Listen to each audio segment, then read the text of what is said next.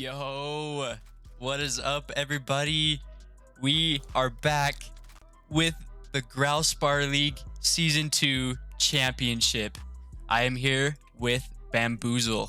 How are you doing today? You know, fantastic, Pinky, and I got something to say. Ladies and gentlemen, Graalians from all over the world watching, get ready to witness the most electrifying player-made event in Graal history. Prepare for the ultimate clash between the best teams in the world. This is going to be exciting. This is GSL. Pinky, I am extremely excited for today. There's been so much hype for this, so much momentum, and these teams are the best. They qualified for this final day, and they're ready to prove it. Let's go. And we actually have a brand new hat for the winners of today's championship. We're going to put that on real quick so you guys can see.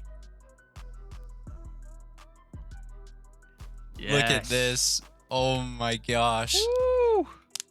This gas mask is crazy. Shout out to Commander and Crom for making this. This is crazy. Yeah, this is probably one of the coolest gas masks I've ever seen. If you guys could see, there's an electricity effect that says a W.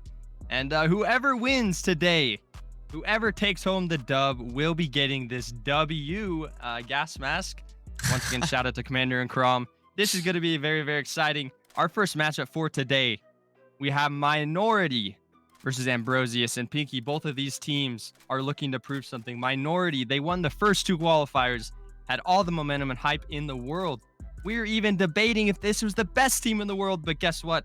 They made a roster change. They wanted to re-qualify with a different team, and now they're looking to try to reclaim that #1 spot. But Ambrosius on the right side, they are, I would say, an underdog in this matchup, Pinky. And if they could come out here with all this momentum, they could come out here and take a dub against Minority. That could be so huge for this team. I don't know. I'm so hyped.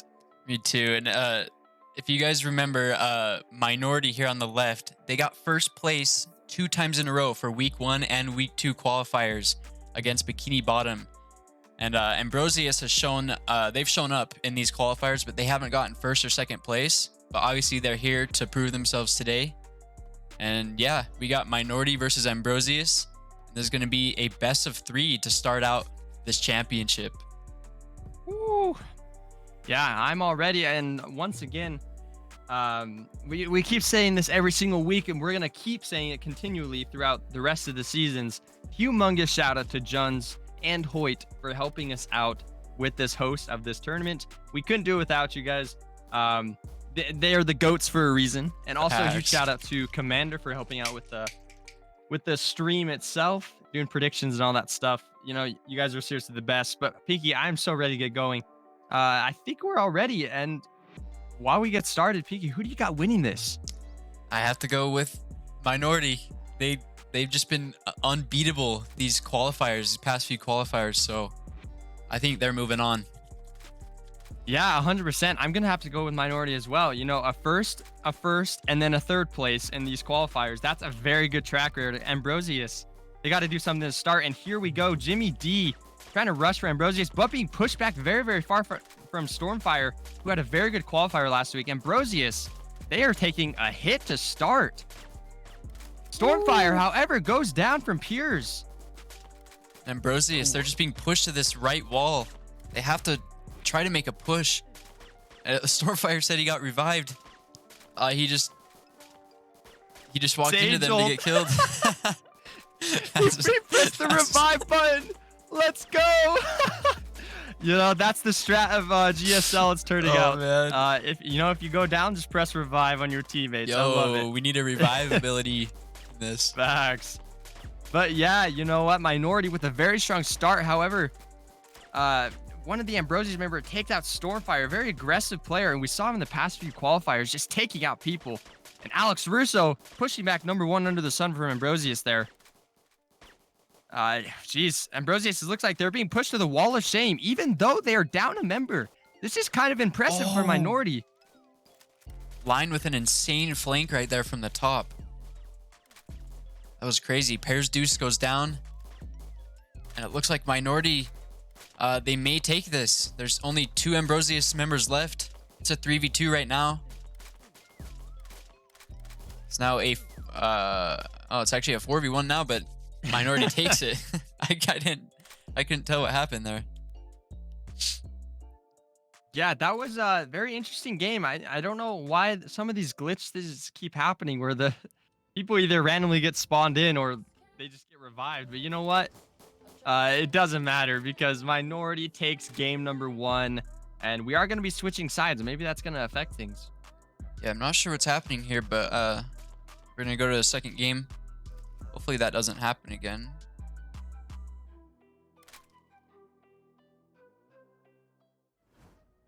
Wow, that was very interesting.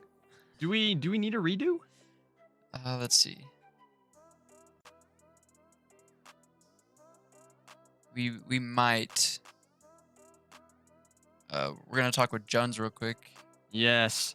Not sure what's happening. We're just waiting for a confirmation. Jun says we are gonna redo, so we are gonna redo that. Yeah. Once again, it's no one's fault, no hacking or anything. There are just some glitches that occasionally happen, and unfortunately, Ambrosius kept having Minority had a member revive, and it potentially threw off Ambrosius's strats. So yeah, we're gonna redo that game #1. But you know what? Let's while we're spawning teams back in, let's kind of just highlight what happened there. I think Ambrosius had a very, very rough start. Minority was just pushing them like crazy. But then one of the Ambrosius members takes out Stormfire in the first like 30 seconds. And you think going up a member, you have the momentum. You're getting all hyped. But Minority was still pushing back Ambrosius on that back wall. It was absolutely insane. Yeah, for sure. We're seeing an instant replay right here where an insane play from line Minority just getting on that back line. Yeah, and looks like we have the teams ready to go. While we wait, thank you, Loki, for the 200 bits. Braden on Graal, thank you for the follow. And your boy Comet. Klopp, CV, Velkus, Meth, thank you guys for the follows. Shout out to you guys. If you haven't already, come to Giga Chat, press that follow button. If you want, you can gift a sub, whatever you want to do. But anyways, I think we're ready to get started. Ambrosius, they need to fix something. They need to turn off the revive strat. They have to hurry and try to figure out something because Minority just looked so strong, even a man down. Minority being led by Line. This team is just so good, and I just got a confirmation that Jones is just kind of checking out the bug to see what was going on. So we can kind of just talk about this a little bit more, Pinky. Yeah, and I want to check the chat's predictions for this match.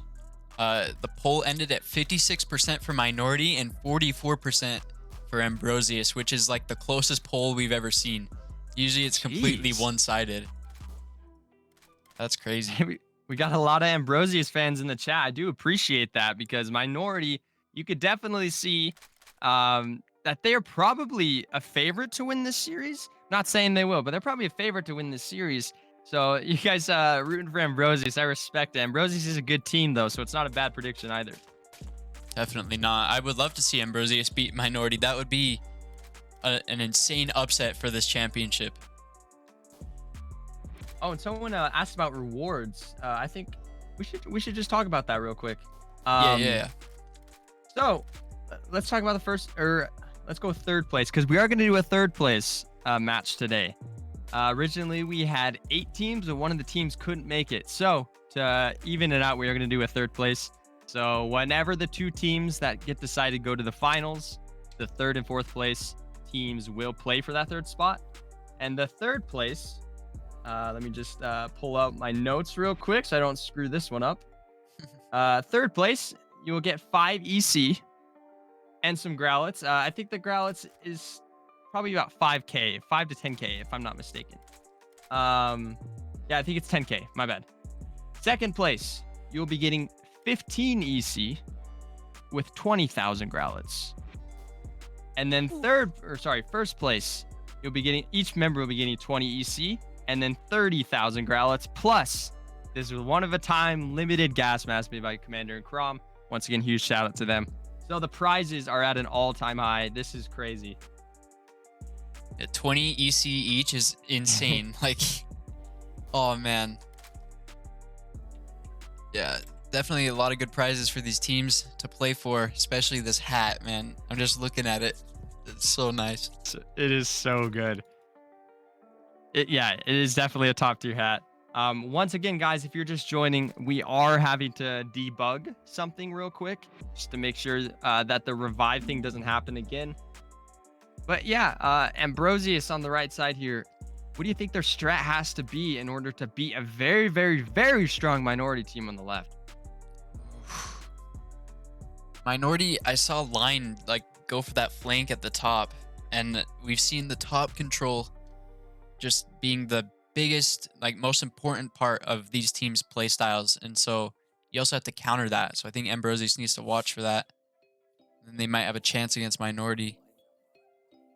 Yeah, absolutely. You know, it's crazy to think that in Spar and all the tournaments last season, all like the wagers, all sorts of little tournaments we've done, that bottom control is the most important part of the entire map for a team. Holding that bottom control and securing it, it basically gets you a win. And the middle and then top control usually is very supportive.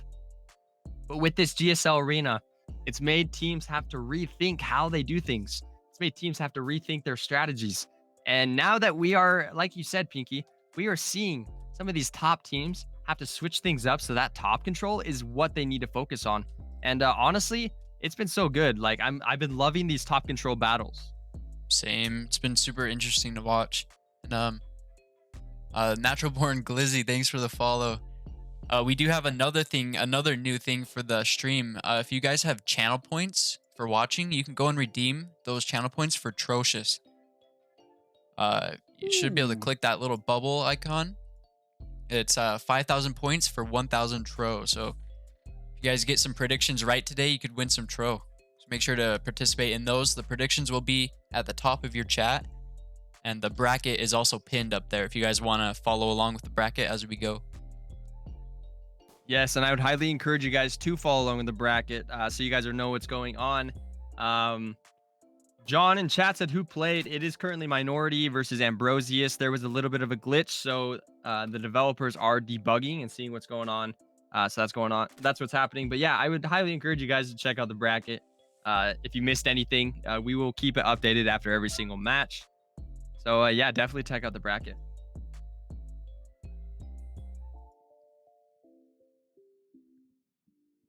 Thank you, Worldwide 617, for the follow.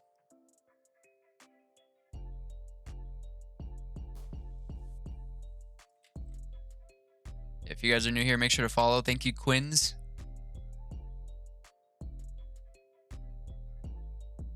About to redeem 1 million channel points for all that Tro. No, I'm going to go broke. Don't do that. Can you imagine? And Worldwide, So, you don't need to watch 4 hours to redeem 1K Tro. If you bet on the predictions, you can make a lot of points. Like, insane amount of points. So, true. you get a lot of Tro if you really know these teams well. Yes, get strategical with betting. That's for sure. So if you guys are looking at the bracket, if not, it's totally cool. I want to just highlight some of the matches we have today. Our first match, obviously, Minority versus Ambrosius. It is a best of 3 in the round 1. This is a double elimination bracket, so there are loser brackets too. The second matchup will have Attractive versus Asterisk. And then the third matchup, B-Hop versus WB. That one specifically, I'm extremely excited to see. I feel like those teams are very even. It's going to be awesome. And Bikini Bottom, the 1 seed going into this tournament, they get a bye for round 1. Ooh. They don't have to play. That's nice for them. I know. It gets them 1 step closer to that final potentially. And you know, for Bikini Bottom, a team that has so much hype. You got to imagine they want to come out and they want to win this. You know, they've had such an unfortunate string of placements. Last season, they got 2nd place, barely losing in the finals. This season, the first 2 qualifiers, they got 2nd place as well. So that's just unlucky in itself. And then they won 3rd qualifier. So this is their redemption. You got to imagine the momentum has to be shifting onto their side. True, yeah. Bikini Bottom's been crazy. They had some trouble in the in week 1 and week 2. They got 2nd place both times against Minority when they could have taken it for sure. Then they redeemed themselves week 3, got 1st place against Attractive. So yeah, we're gonna see if they can pull that off later today. We have our first 1,000 Trocious redemption from Fuego. Let's go. Shoot. Congrats. I see in chat, Ranger says, is there a different map? No, we're sticking with the same map. We decided that with the map, even though some people had their complaints, for the most part, it was all positive and what they liked about it. What we like to do in these GSL seasons going forward is make a map that tests the players so that they're not as comfortable as before. That's what makes a good team the best team, right? That's what separates good teams from the best teams. Being able to adapt to their circumstances, being able to adapt to their surroundings. And so far, these teams that have made this qualifier have done just that. So we are going to stick with this same map. For the next season, we will have a different layout, so we will be different. Yeah, for sure. I've really liked this arena this season. It's been really fun to watch these teams adapt to it. Yeah, once again, I've really been a fan of how the top control has been highlighted. I think it's super fun. There's a lot on the line, especially with this middle top pillar right here, um, there's just this slight angle that if you shoot down, if you get that top control, you could shoot down on the other team, and it's almost unstoppable to stop. Like it's literally almost unstoppable. So holding that top position is just extremely important, so vital for your team. And that's why we're seeing some of the best players who we normally would see on that bottom control switching to the top. For example, we've seen Vood, we've seen King M95. They both have switched to that top position because they know how important it is. Yeah, definitely, for sure. Thank you, Gengar, for the follow. If you guys also, if you redeem the 1,000 tro, you need to make sure you put your name and gang in the text box so that we actually know who to give it to, because we don't know who you are based off of your Twitch names. I got you, Stormfire, though. But for everybody else, when you redeem that, make sure to put your name in there. Okay, we just got confirmation we are going to be starting in approximately 1 minute. There was some sort of issue with the script, but we are back and we're going to get ready to go. Once again, Minority will be on the right side, or sorry, left side. Ambrosius will be on the right side.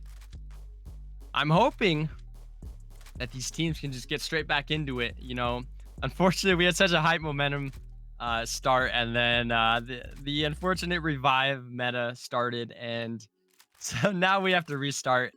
I'm excited, though. I'm excited to see how this goes. This is a best of 3. Ambrosius, once again, if they want to take this series, shock the world against one of the best teams, Minority, they have to come out. They have to come out swinging. They have to play to perfection.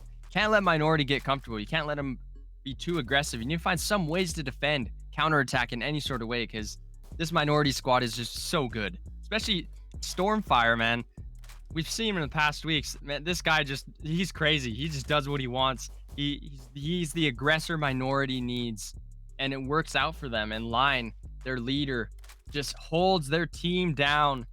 You know, he leads by example. Everybody follows Line. Alex Russo out there doing everything he can. You know, this Minority team is just so good. Ambrosius, I'm excited to see what they can do, what they're cooking. Let's see.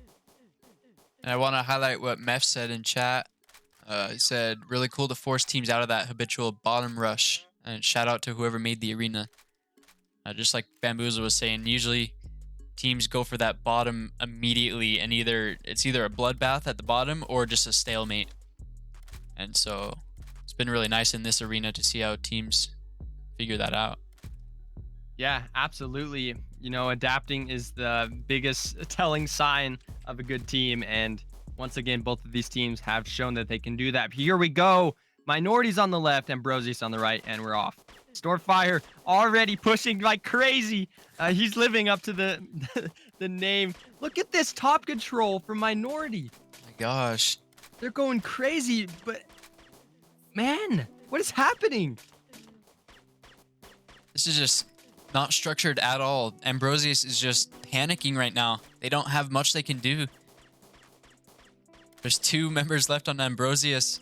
Minority just pushing back. They're taking all the time they need with this one, letting Ambrosius push up. Oh, but Pat's Deuce actually takes out 1 Minority member. And Stormfire is low. Oh, this is crazy, Pinky. My gosh. Woo. And Minority takes it. And that is it. Jeez. You know what? Minority takes game number 1. And like you said, it's not structured. And the reason why is Minority is such a good team to make you uncomfortable. They are going to push you to the limits, test your waters, and that's exactly what they did. Ambrosius didn't even have a second to get into position, to get a structure. And I think that's really what separates Minority from a ton of these teams in the world. Their game plan so far looks to, I'm going to send everybody in to make you as uncomfortable as possible. I think teams need to recognize that and try to find some way to defend, but I don't know, man. When you have Stormfire just instantly aggro rushing to the other side, getting some damage and then going back, it's so difficult. It is so difficult. Exactly. Yeah, reminder, this is a best of 3 for this first round of the upper bracket. So Minority only has to win 1 more game to move on and send Ambrosius to the lower bracket. Yeah, unfortunately, This isn't the pressure is on for these teams. There's no next week. This is it. Ambrosius, yes, they get a chance at the redemption bracket down below. However, but once you go down there, you could still make a push. But then your 2 chances turns to 1, and 1 chance is a lot more scary than 2. Let's just say that. But here we go. They're gonna switch sides. Ambrosius will be on the left side. Minority will switch to the right side. Let's see what Ambrosius can do to counter this minority aggression. Look at Stormfire, Line, Valley, and Omar. This is absolutely unbelievable. Oh, but Stormfire gets taken out. He gave a lot of damage before that happened, though. What? It's a what? It's a 2v4 right now for Ambrosius. They have the advantage here. I don't know what happened. They like switched sides. And now it's one member from Minority gets taken out and Ambrosius takes game 2. What? I think Minority took what I said, the aggression strat, and took it to an all-time high. I don't know if that's a troll or they just didn't get a chance to execute the way they wanted, but man, I watched all 5 members rush bottom.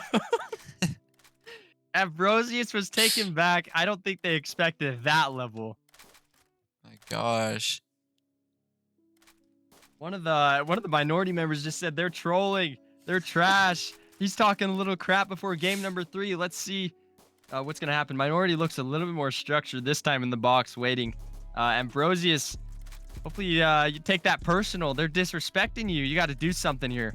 Once again, one of these teams is moving to the redemption bracket down below, and one of these teams will move forward. Ambrosius, if they could take it, would be the upset. That is crazy. Here we go. Let's see what they decide to do here. Stormfire is actually pushing bottom, but look at Pear's Deuce just holding the line down there with Under the Sun. And Omar is holding that middle control. And they have to stop line at that top section. Stormfire taking a bunch of damage there. Not allowed to be in his comfortable position of aggression because of this Ambrosius counterattack. Something Pat's dude's got to do is hold back Minority, get some damage. He's doing just that. Jibby D from Ambrosius getting really ballsy and pushing forward. Stormfire's down to 2 HP. Suddenly, Ambrosius seems to have some sort of momentum. This could go either way right now. And I think it's up to whoever's on the top. Line and Pat's Deuce. Line is getting aggressive at the top there. Ooh, they're pushing Pat's Deuce back to the corner. Every time he tries to push, they push him back. Yeah, Ambrosius, they have to get back to what they were doing about 30 seconds ago. They were pushing Minority back, making him uncomfortable, doing some damage. But Minority is counterattacking so well, doing some damage back to Ambrosius. Number 1 Under the Sun and Pear's Deuce down at the bottom are very, very low. This could be detrimental for Ambrosius. They have everything they need to win this game, and they take out one of the Minority members, I think, right? Wait, no. Opposite. Ambrosius, one of the Ambrosius members leaves. Oh, Pat's Deuce goes out. And 2 out. of them. Oh my goodness. This Ambrosius team's not looking bad, though. They had everything they needed to win, and unfortunately, it's just slipping away from them. This is not looking good. It's a 1v5, and they're taken out. That is absolutely crazy. Minority goes on to the next round. However, Ambrosius put up such a good fight that first half of this match. I genuinely thought there was a chance. I genuinely did, Pinky. I did but too. Unfortunately, Ambrosius will go down to the losers bracket. Minority will move on, and a crazy second round against Bikini Bottom. But yeah, wow. GG's to both teams. Minority moves on. Ambrosius goes down to the losers bracket. And, looks like we have what's our next match? We have Attractive versus Asterisk, which is going to be a very, very good match. We are going to just take a quick little break to get a little drink, get teams in ready. If you guys watching, stay tuned because we have a lot coming. Oh my goodness. It's even. Oh. No way! You're kidding me! Lamar with the comeback of a lifetime. Watt is just a different team. 2 qualifiers back skin. Chino looks like he wants to be. There's no way. There's no way.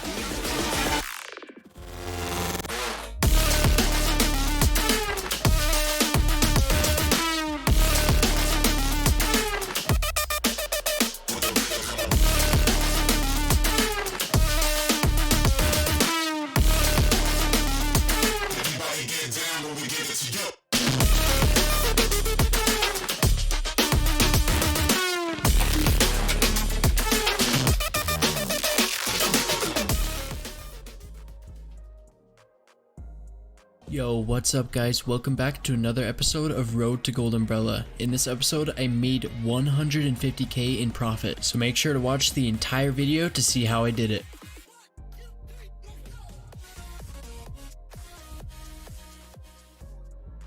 For the first trade of this video, I bought a palm umbrella for 241k.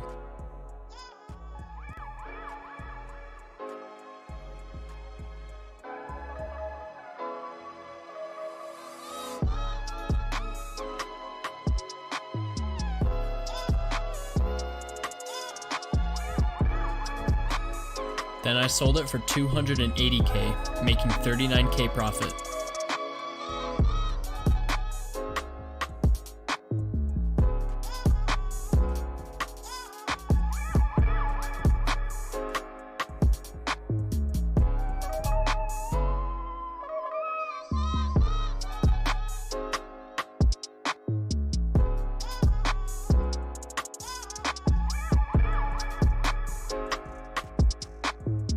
Here, I bought a black cape for 92k.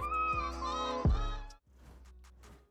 right, we're back with the round 2 of the upper bracket. We have Attractive versus Asterisk. Ooh, wow, a good second round, or I guess second series of the first round. Attractive, formerly known as Flushy, the season 1 champions. They got so close to winning it last qualifier. Went down to game number 5, but yeah, they're going to be facing off against Asterisk. Once again, you got to imagine Attractive is the favorites, or are the favorites to win this matchup. But Asterisk, they need to use that underdog. They need to use that underdog momentum to just push Attractive back. It's going to be tough, though, because you got Master of Arts and Ainon, the duo of a century. Then you got Heroic, Wangs, and Player for Attractive. That is a super team. This team is looking to push far. Master of Arts himself said earlier today, I am already feeling like a champ. So this is going to be intense. Let's see if Master of Arts and his team can make a good run against this whole bracket, starting with Asterisk. Once again, you can't underestimate any team that qualifies.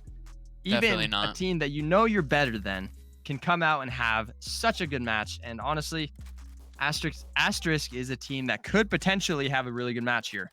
But yeah, Pinky, what do you got? What do you got going on for this matchup? I got Attractive. You know, the original Flushy, original season 1 champion, and they got second place last qualifier. The third qualifier came in clutch. Yeah, I got them for this one. Yeah, no, I'd have to agree with you. I can't go against my boy Master of Arts. I'm honestly, I'm a huge Master of Arts fan as of recently. I'm hoping to make a good push here. It's gonna be very hard for Asterisk to defend this Attractive, structured team, especially at that top there. But you know what? Let's see what happens. I'm always down for a good underdog story. Here we go.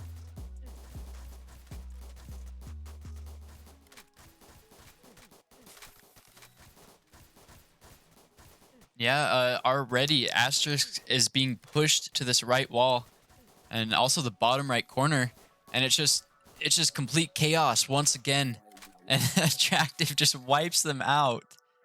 Oh my gosh. I think I need to wipe my eyes. What just happened? I don't even know. Within 10 seconds, Attractive takes out Asterisk in game number 1.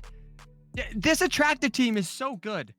Their structure, their spar structure is literally like a good sandwich, okay? Just hear me out for a second. You have Master of Arts, one of the best players in the world, on top control. And then on the bottom control, one of the best players in the world, Ainon. And then in between, those are the two pieces of bread. In between, you have wings. You got heroic. You got player to just top it all off. And oh my gosh, this team is scary. I don't even know what to say, Pinky. That was disgusting. What they just did. I didn't even get a chance to look at the match. I had to like take a double or do a double take. That just makes no sense. Wow. It really doesn't. I couldn't keep up.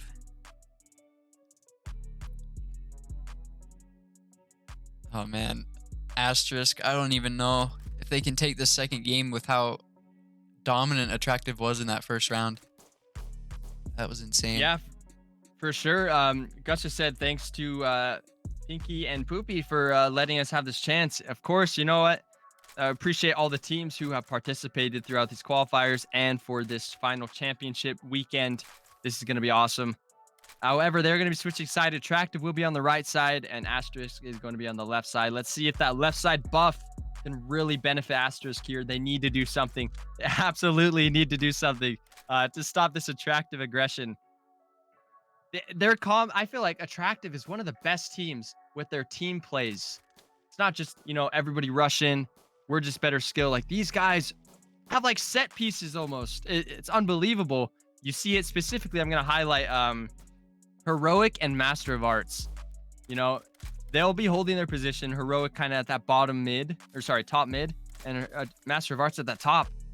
And then Master of Arts will quickly rush in, do some damage to the mid control. Heroic will come in and do some damage. It's beautiful. It's beautiful to say the least. And we're off for game number 2. Heroic and Isidro, just do some damage to each other. And wow, it's not looking good for Asterisk to start this.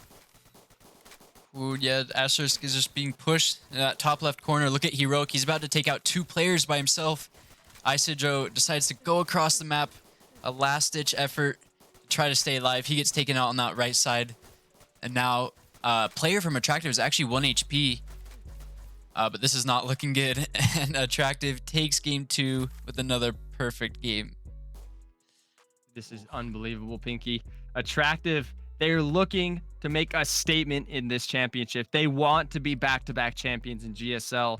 And this is a very, very good start to submit their dominance in this bracket. And they're going to be sending the Asterisk down to the losers bracket. I'm excited, though. Our next matchup is one that I'm extremely excited for. I feel like it's the most even matchup of this first round. E-Hop versus WB. Both of these teams are very, very good, very aggressive. I'm excited to see who can win this next one. Yes, we will be back after a quick 2-minute break, so don't go anywhere.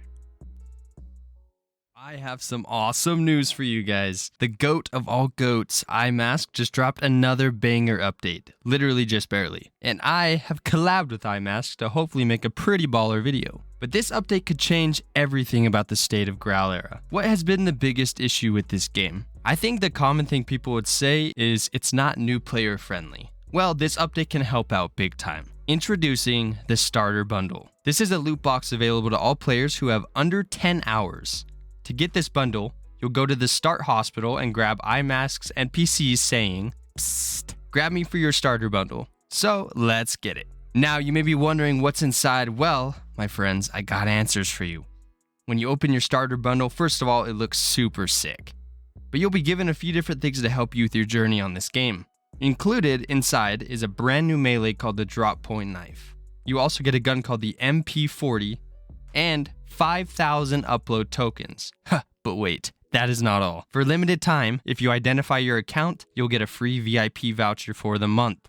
Okay, let's review these items. The Drop Point Knife, first of all, looks super sick and deals a whopping 8 damage, hitting pretty fast and having some cool animations along the way. It also has an option to sheath and unsheath the blade. Moving on to the gun, the MP40, it has such a gangster style to it and it looks really good. When shooting the MP40, it deals 9.5 damage, which is really good for a starter gun. It shoots pretty fast and has a decent spread of the bullets and freeze to it. These are the weapons included in the starter bundle to help you get started on Graal era. Comparatively speaking, this is a huge upgrade from the OG starter items.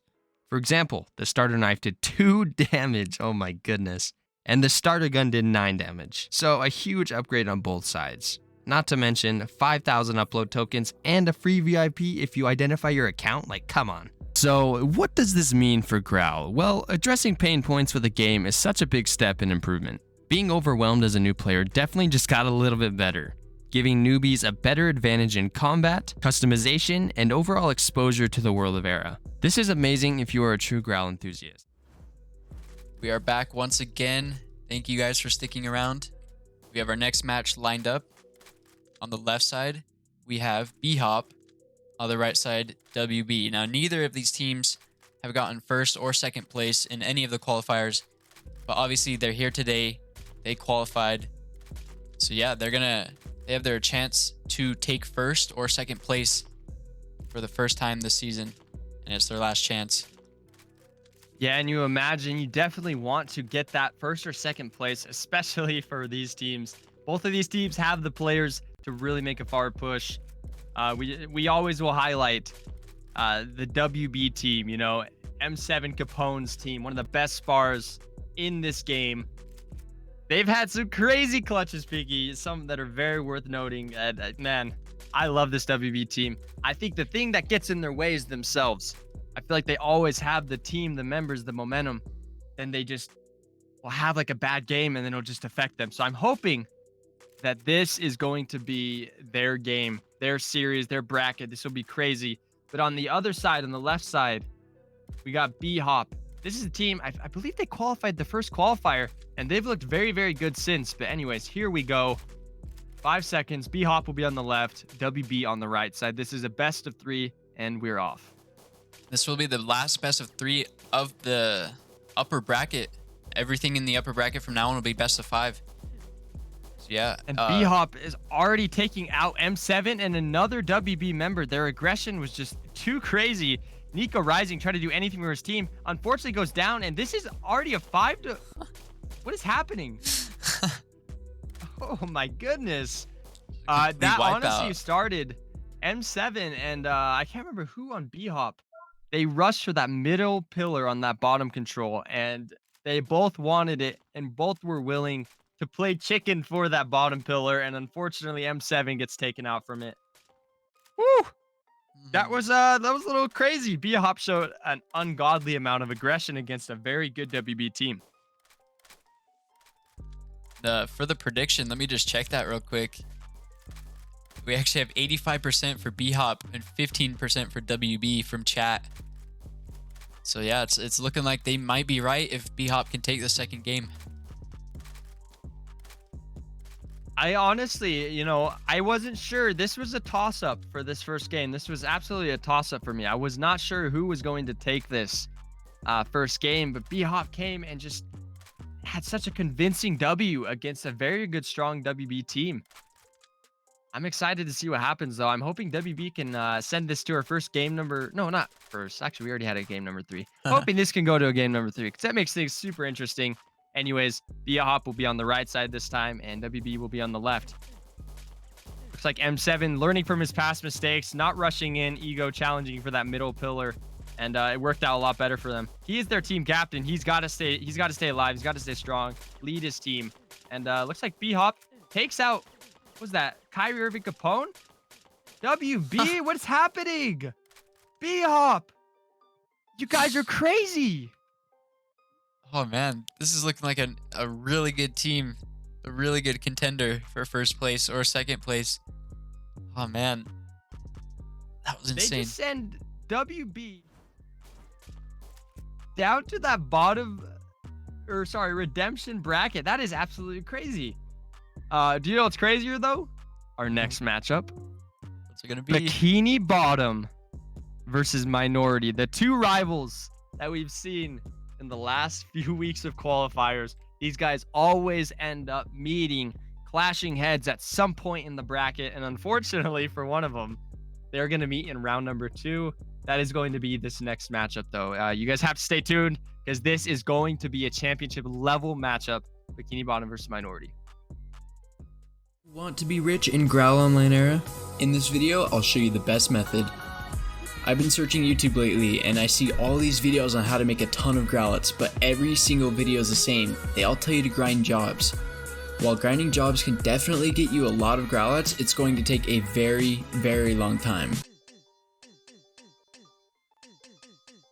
The method I'm going to talk about isn't exactly a get-rich-quick method, as it will still take lots of work and patience, but I believe it is much more effective than grinding jobs. The method? Trading. Let me explain. For the past couple months, I've been making a ton of profit in my Road to Gold Umbrella series. Make sure to check them out if you haven't seen them already. But what I learned is that you can actually exchange your tro for other sellables that are worth more and then sell them for growlets. While the exchange rate is always changing, I was able to exchange each Trocious for 7 growlets worth in other sellables. This means that 1,000 tro would get you 7,000 growlets, and 10,000 tro would get you 70,000 growlets, and so on. Now, this means you will have to become good at trading and make lots of profit. You'll start out slow, but the more you trade, the easier it becomes to make profit. In fact, I have had several trades where I've made more than 75k profit. Now, I don't just sell all my profit for growlets, as I like to keep most of it to buy items and keep making more profit. So a good rule of thumb is to sell 10 to 20% of your profit for growlets. This will allow you to continue making profit while also earning growlets. This method is great if you want to save for a certain weapon, win auctions, or anything else you can think of. Let me know if you guys agree with this down in the comments, or if you think you have a better method, let me know. And I'll see you guys next time. Peace.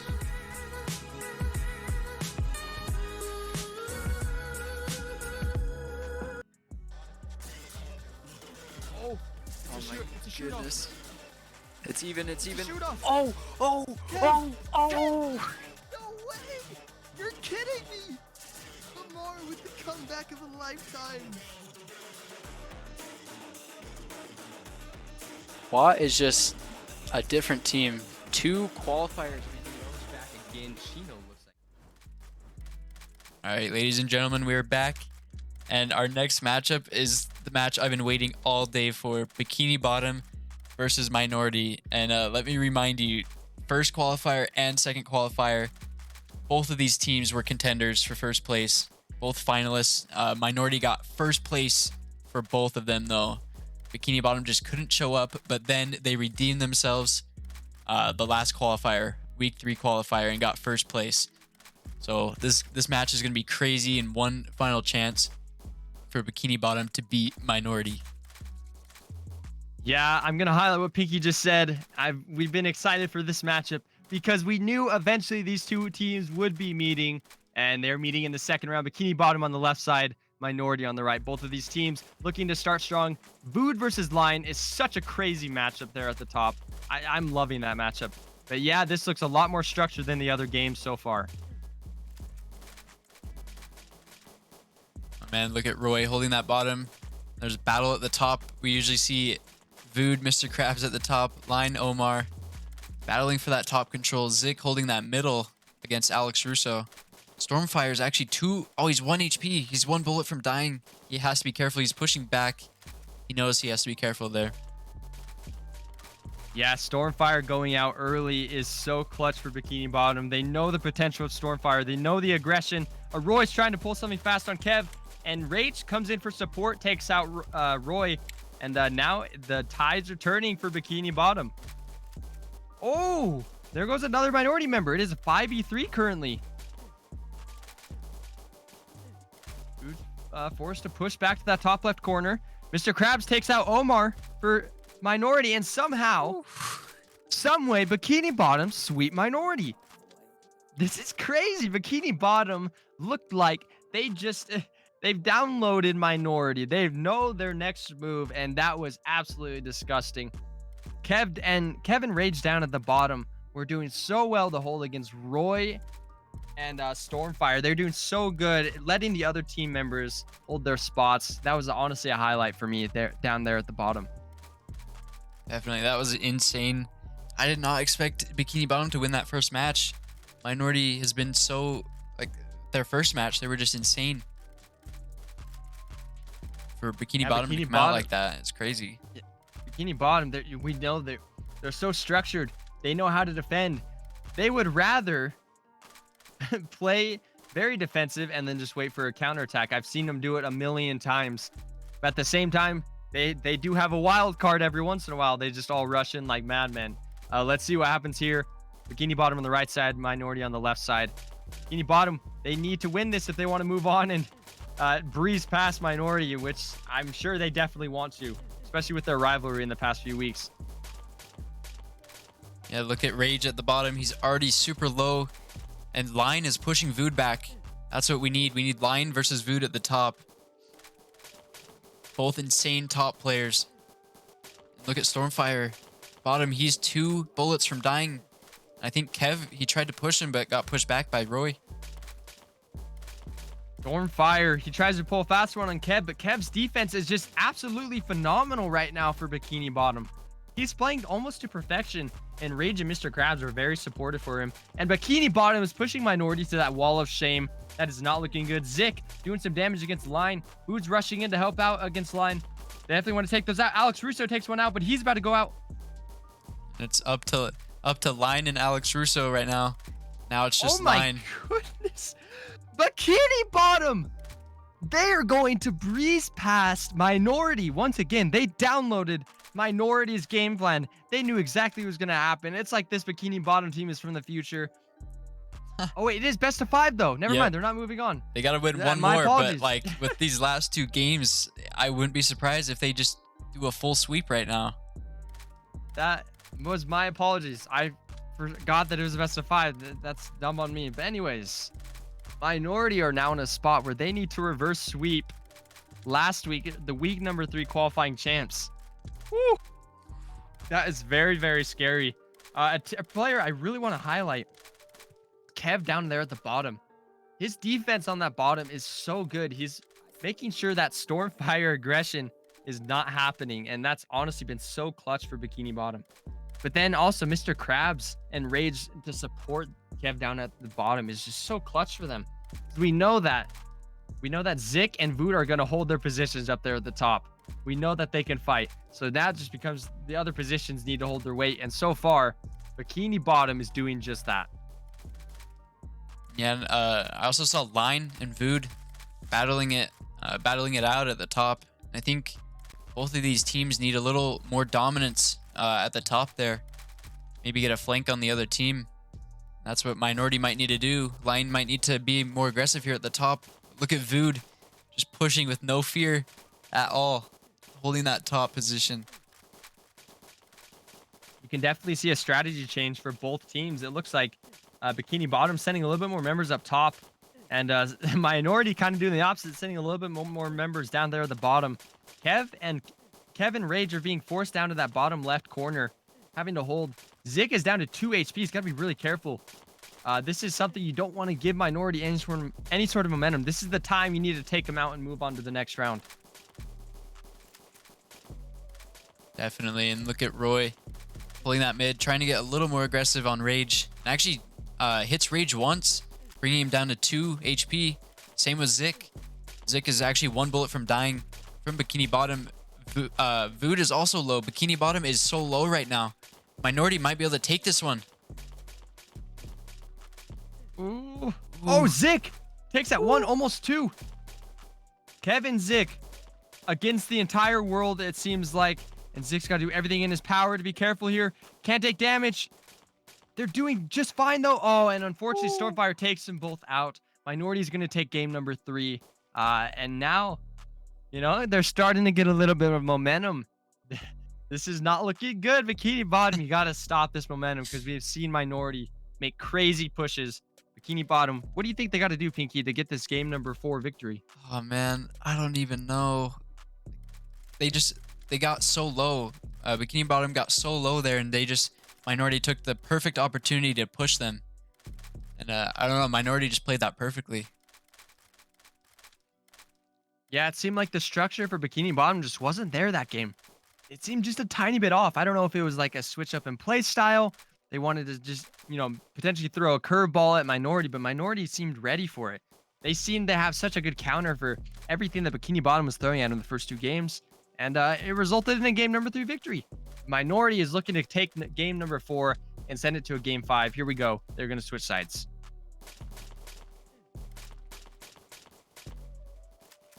Rage already getting aggressive at the bottom there. He's taking a lot of damage. I don't know if this is worth it. And Minority's doing a great job at pushing Bikini Bottom down to that right wall down at the bottom here. But Kev, we know how good he is at defense. He's pushing him back a little bit as much as he can by himself. Rage helping out. Look at that push from Roy at the bottom. Oh my goodness. Yeah, that was such a clutch push from Roy. I don't think Rage was expecting that level of aggression, but a Minority, they're getting some momentum here. Once again, Bikini Bottom's got to stop this. I'm not sure about their pushes at times, especially at the beginning. Bikini Bottom, they had members losing so much damage. And there goes Mr. Krabs. It is a 5v3. Oh my goodness. Bikini Bottom has to play perfect here. They're put in such a bad spot. Kev takes out what? No, he didn't. Never mind. Sorry. I'm tripping. Kev's about to go out, though. How is he dodging this stuff? And Minority clean sweeps Bikini Bottom, sending this to a game 5. If Minority somehow reverse sweeps this series and moves on, I will be extremely impressed. That was unbelievable. Pinky, this is crazy. Bikini Bottom is suddenly put on match point when they were putting Minority on match point 2 games ago.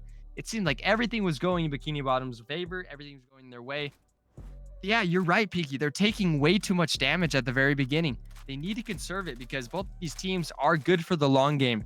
But if Bikini Bottom has lower HP, it's just not going to end up well. And unfortunately, they lose game number 4.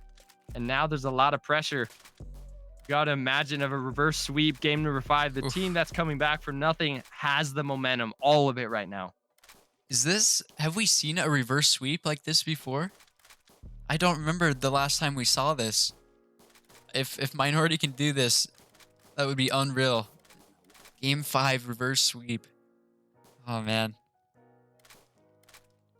Here we go. 10 seconds to decide who is moving on to round number 3 in the upper bracket and who is going to be sent down into the redemption bracket. Here we go. Chat actually had 83% for Bikini Bottom, so a lot in favor of Bikini Bottom. Let's see if Minority can prove everybody in chat wrong right now.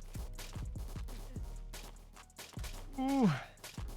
Zik and Mr. Krabs forced to switch positions because Zik just took way too much damage once again. Stormfire being that aggressive player we've seen before, taking Kev and Rage down to 2 HP almost. And Kevs are just about to go out. This Minority squad is looking way too aggressive right now. And now they're forced to be pushed back. Mr. Krabs doing everything he can to get some damage in. Alex Russo. I almost said Caruso. Jeez. Isn't that from a show? I think that's from a show. Sounds familiar. Anyways, that does sound familiar. Minority, their aggression is suddenly being stomped just a tiny bit. They're forced to go back. Line goes out for Minority. That's actually crazy. I'm not sure if that push was very warranted from Line for Minority. And Roy, Mr. Krabs just takes out 2. No That way. is unbelievable. Can we replay that? Yes, we definitely can. That was just unreal. We're gonna go to instant replay right here. Look at this right here. Look at Mr. Krabs there, down there at the bottom. Just waiting for his turn to go up. Takes 2 players out right there and pushes it to the top. That is unreal. Completely unreal. Oh my goodness. Now Bikini Bottom, the first seed, is already moving to the semifinals. They won't be playing for a few minutes. We got some other games we got to get to. For example, we have to go to the losers bracket and to decide who moves on to play one of these teams. Actually, wait, no, never mind. I'm tripping today. I'm terrible. We have Attractive versus B-Hop. Gosh, I'm sorry, guys. You know, I'll give away 1K Tro at the end of this stream. Happens to the best of us. Yep. Happens to the best of us. But yeah, we have our next matchup, B-Hop versus Attractive, coming up next. You guys just have to stay tuned. Don't go anywhere. Get your popcorn ready because we got some shows coming. Everybody, today we are going to be talking about how you can earn Graal even better than before. Man, that's just such a dumb intro, man. Freak. Okay, let's see. What can we do? What can we do? What can we say? Oh. What is this PM? This might help.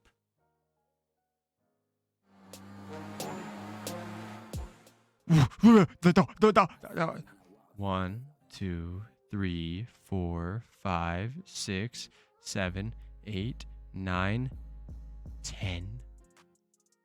I'm a billionaire. Come on, get that money. Money. Money. Money. I don't come the money. Money. Money. Money. Do it all for money. Money. Money. Money. Let me stack that money. Money. Money. Money. Come on, get that. Money. Let me stack that money. Money. That's it? Who joined? Yo, bro, you want to play some Rocket League?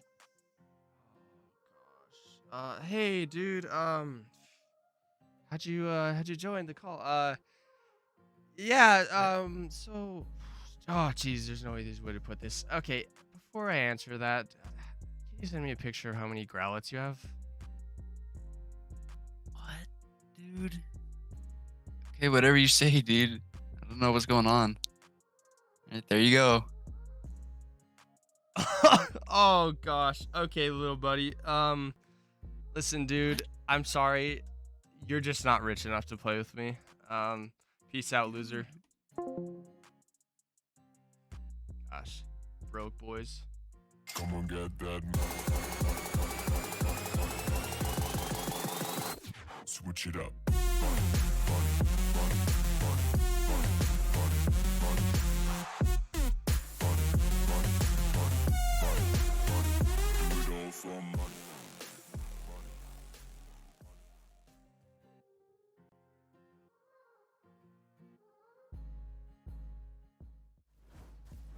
All right, guys, we're back with another matchup. And this matchup right now is actually Attractive versus B-Hop. This is round 2. This is the last match of round 2. This is also going to be a best of 5. Both insane teams, but right now, according to chat, they have 94% for Attractive, 6% for B-Hop. Oh, man, that's got to be tough if you're B-Hop. This is the battle of the aggressors. B-Hop looked extremely aggressive against WB in that first round, and they swept that series. Attractive looked extremely aggressive against Asterisk first round. They also swept that series. So it's really going to depend who can be more aggressive and who can stop the other aggression. I'm really excited for this one. I don't know who's going to win this. Actually, I'm just kidding. Of course I know who's going to win this. Attractive is taking this in 2. Ooh, okay. You know what? I'm going to go for the underdog. I'm going to go for B-Hop. All right, Pinky, you want to bet some tro on it? 1K. 1K, bet. 1K. Let's get it. 1K. We actually have a lot of bits coming in from Pyro. Pyro donated 200 bits. Oh, thank you. Said, let's go Zik. Bottom 2 OP. Then another 100 bits from Loki said, great job, Pinky and Bamboozle. Thank you so much for the bits. Appreciate Let's that, get it. Loki. You're the best. Here we go. Attractive versus B-Hop. Attractive's on the left side, B-Hop on the right. Inun versus Unknown having to play a little bit of a game of chicken at the bottom to see what happens, and an Inun forced to push back. So far, neither team is being overly aggressive, and I say that Uzi just rushes in like a madman. Pushes player from Attractive all the way to the back wall. Ooh, Moon Baboon is about to go down from Imus. That name. Oh, man. Yeah, Imus, he's in a tough spot here at the top. Shadow can just push him. He might be able to take him out, but Master of Arts with that insane defense at the top, doing some damage to Shadow. Right now, most of the battle is at the bottom here.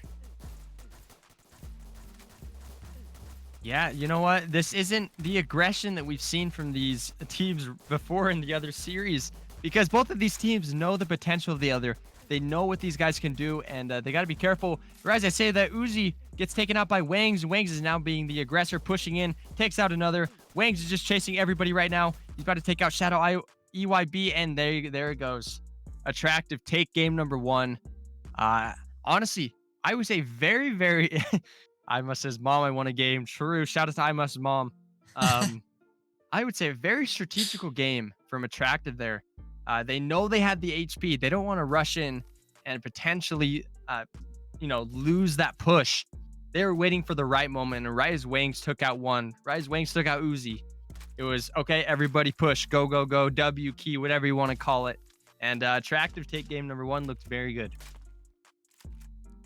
Yeah, I do think B-Hop had the right idea. They were playing very well.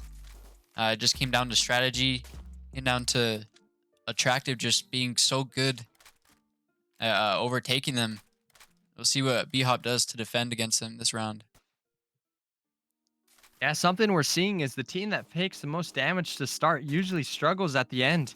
Because these teams are willing to play the long game. But once again, if you have lower HP, you're kind of put in a bad spot. And unfortunately for B-Hop, they are put into a bad spot, potentially going down 2-0. And that's not what you want to see happen. Sage and Unknown from B-Hop forced to push to that back wall. And Attractive is looking aggressive right now. They're pushing that B-Hop team, potentially the wall of shame. And yeah, Sage goes out for B-Hop. That's not looking good. But somehow Uzi is still pushing. They lose him, man. Losing HP. And Uzi goes, yep, I don't care. I still got to be on their side or I'm not comfortable. We gotta highlight iNun's spread. I say it every week. It makes me sick. That is motion sickness in a nutshell. He just has to sit down there and just spray and pray. And it is working to perfection because B-Hop looks extremely uncomfortable. Rise, I say that. Uzi takes out one, gets taken out himself. It's currently a 3v4. B-Hop could do this if they're careful, but look at Master of Arts. He's just playing with a shadow up at the top there. Just dodging all of his bullets, trying to bait him out. Master of Arts just looking so confident right now. Probably so hard to play against up at that top section. Look at him just dodging all of Shadow's bullets. Oh my gosh. Master of Arts. Dude, Master of Arts. That was disrespectful. Dude, he's a criminal. Somebody take this man away. That is absolutely disgusting. He was playing with his food like a lion and a gazelle. Very, very strategical from Master of Arts. They take a game 2 victory. Now putting B-Hop on match point. Match point. That was disgusting, dude. That was disgusting. I actually can't.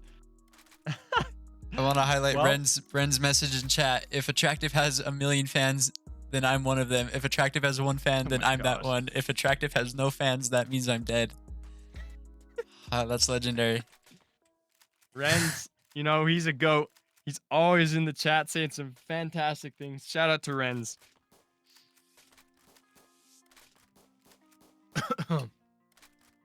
Excuse me, I'm about to die. Feels like. Attractive looking like they're subbing someone out. I don't know if it's strategy or someone needs to go to the bathroom or what. But anyways, they're going to be switching to the left side. B-Hop, they have to figure out something. Absolutely have to figure out something. And they want to do a sub change as well. Maybe they're seeing something that we don't. Maybe one of their players is lacking in a spot that they need them to be super strong. And they might be switching out a player. And who knows, that could help because honestly, Attractive's such a good team. But B-Hop's not playing bad either. B-Hop, they have the potential to win the game in their hands. But then one mistake happens and Attractive is just such a good structured team and they will counter. They will pounce on that one mistake and it is definitely showing. Definitely. B-Hop has to be more strategical here to be Attractive because, oh my gosh, just watching Master of Arts there at the end of that last round was just like unreal, unbeatable. So I'm not sure what B-Hop can do here. I'd love to see a reverse sweep from them. Yeah, Master of Arts, once again, playing with his food, looking like one of the best players in the entire world at sparring. He didn't even shoot for a good 45 seconds. he just sat there and dodged, took, what's his face? Sorry, I'm blanking. Took Shadow, sorry. Took Shadow out of his element and having to focus on Master of Arts. And Master of Arts is just having fun. Just messing around, having the time of his life. And wow, they take game number 2. Potentially could sweep their way, oh my gosh, into a potential matchup against Bikini Bottom. What is this? All the best teams are playing. That's what's so amazing about Championship Friday. These teams, they're all so good. The 8 qualifying teams, they made it through the race of the qualifiers, and now They're all facing each other. And since there's so little teams that are the best, they're going to just face off pretty early. And unfortunately for teams, they got to go down the loser's bracket. But yeah, whew, this is going to be crazy. I'm excited for this. Looks like we're almost ready to go. I think B-Hop subbed someone in. Looks like they're ready to go. I think so. B-Hop's ready. Attractive, they're just struggling to get their 5th member on. Having to relog or something like that. But yeah, Pinky, is there anything, any hope, any slight chance B-Hop can potentially take this series? You can always have hope, but I don't know if they can do it against Attractive. This team is looking dominant. Yeah, I don't know. I think I have to agree with you here, Attractive. I said they were going to take it in 3. I'm waiting for my Tro, Pinky. 1K Tro is about to go to me because Attractive is going to take this, and they're going to take it in such a dominant fashion. B-Hop will be sent to the loser's bracket. That's my prediction. Here we go. Master of Art says, you're getting your Tro, Bamboozle. Yes, I am. Come on, I'm on the B-Hop. Master of Arts hype train. Save me some Here Tro, we B-Hop. go. Yeah. B-Hop's no longer playing for prizes, playing for your sanity now. Yeah, Here we go. literally. We're off. Attractive is 1 game away from moving on to the semifinals, and B-Hop trying everything they can to find any sort of change, any sort of slight adjustments to potentially take out Attractive and get a game down. Yeah, Master of Arts actually took early damage from Shadow. Look at Shadow is doing so well against Master of Arts this time at the top here. It's getting chaotic at the bottom here, though. McGregor is about to go out. Ooh. Oh, look at these Attractive members. I Must and Heroic. Heroic gets taken out. Master of Arts is running to the other side. Very smart. His team is low, so he's flanking. This could be very good for Attractive. Oh my goodness. Oh my gosh. Now we're seeing Ainun versus the world. Ainun's on 2 HP. He's got to be very careful here. And he gets taken out. B-Hop takes a game. Wow. That was a very good. It honestly came down to Attractive taking way too much damage to start. That Definitely. mid control for for B-Hop was so dominant. And yeah, you're totally right.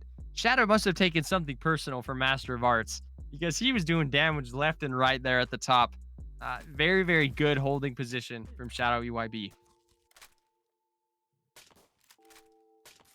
Yeah, definitely. He played so well against Master of Arts. I will say Master of Arts flank there at the end was super smart. He realized his team was low. He needed to do something crazy. And he almost pulled it off.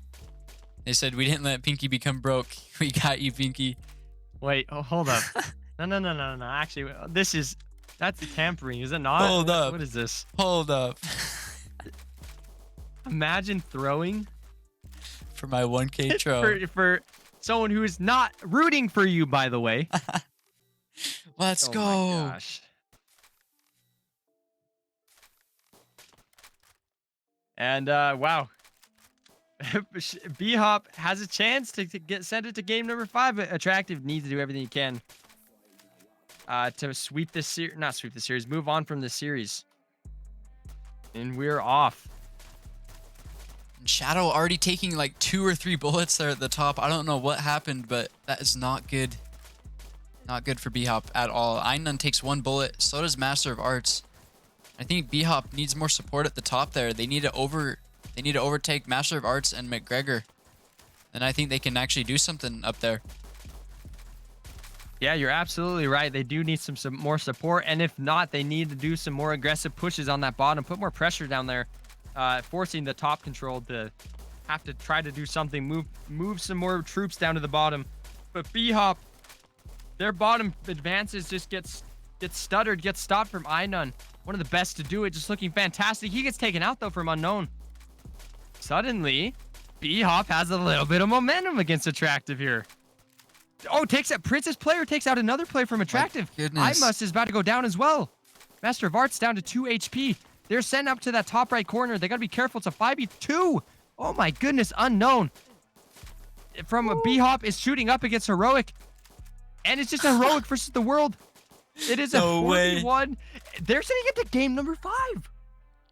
I did not expect this, but I respect to B-Hop. They've still got it in them. They've got hope, and they take it to game 5. No way. What is happening? Hold up. No. Now the pressure's on me for this tro. Okay, hold up. Attractive. What is going on? They had all the momentum in the entire world. They looked so dominant in game 1 and 2, but B-Hop is just looking so much more structured in these last 2 games. It is a game number 5, but you know what, Pinky? This is a championship Friday. The teams are bringing everything they got. There is no next week. This is it, and they don't want to go down to that loser's bracket because then there are a lot more pressures added on top of them. So B-Hop versus Attractive is going to a game number 5. Master of Arts said they're just trying to make it more competitive. Ooh, Okay. I respect that. Commander said something in chat that I agree with. Whoever voted for B-Hop, if B-Hop wins, you're getting a ton of channel points. All right, here we go. 2 seconds to decide who goes on to the semifinals to play Bikini Bottom. And we are off. Geez, My B-Hop goodness. doing a ton of damage to start. Attractive is just struggling. No What way. is happening? No way. This aggressive push. Oh, a little bit of lag there, but that aggressive push could be perfect for B-Hop. But wait, Attractive is bringing it back now. They're turning it around. Master of Arts. Oh my gosh. Look at him. He knows he needs to do something aggressive, so he's pushing Moon Baboon at the top. He's going to Look take... at that, Master of Arts. Oh my gosh. The strategies. Here we go. Attractive though. They're pushed to that bottom or that left wall because they are low HP. They gotta play very careful. Master of Arts goes down from Moon Baboon. That could be huge. McGregor has to go up, takes out Moon, and now is just taking that top left corner. It is a 4v3. There we go. Sorry. Uzi, Shadow, and Princess versus None, Heroic, and sorry, I wasn't familiar with your game. Yeah, exactly. I don't know who that is, what he changed his name to, but jeez. This all of a sudden switches from an aggressive play style to a strategical play style because both of these teams know what's on the line. A chance at a semifinal position, avoiding the lower bracket for at least another series. Oh, A lot is on the line. that shot from Shadow, that dodge, and that... Oh my gosh, that was insane. Oh Shadow my takes out gosh. 2! This is unbelievable. B-Hop, they move on. Are you serious? There's no way. Hold on. Shadow. I need to go back to where Shadow first started that play. Watch this right here. Let's go to the instant replay real quick. Look at this right here. Look at Shadow right here. He is in such a tough spot. And then look at McGregor pushing down. And then Shadow pushes up, gets the perfect shot on McGregor, and then after that he goes down and takes out 2. Oh my gosh, definitely the MVP for that match. That was unreal. Well, oh man, Pinky, I'll give you your tro. let's go. We just B-Hop. witnessed probably one of our first reverse sweeps in a series And one of against the defending season 1 champions. Now Attractive is put into a gosh. spot where they need to potentially make a lower bracket run to get back to the finals. Or, I can't believe that. Attractive came out so strong, but B-Hop just had a counter game plan against them. Shadow's got to be the MVP for B-Hop in that series. Man, he looked fantastic, especially after game number 1. Definitely one of the best series we've seen. But we have Asterisk versus WB next. It's going to be our first matchup in the lower bracket. One of these teams will be going home. One will be moving on. Don't go anywhere. No way. It's me and Poopy versus the teamers. We gotta team up, Poopy. We gotta team up. Come on. Whoa, whoa, whoa, whoa, whoa, whoa, whoa, whoa, hey, hey, hey. Everybody ask me how I know. I smiled at them and said she told me so. Everybody ask me how I know. I smiled at them and said she told me so. All right, where are we dropping, boys? Let's go lethal. Nice, we got marksman DMR.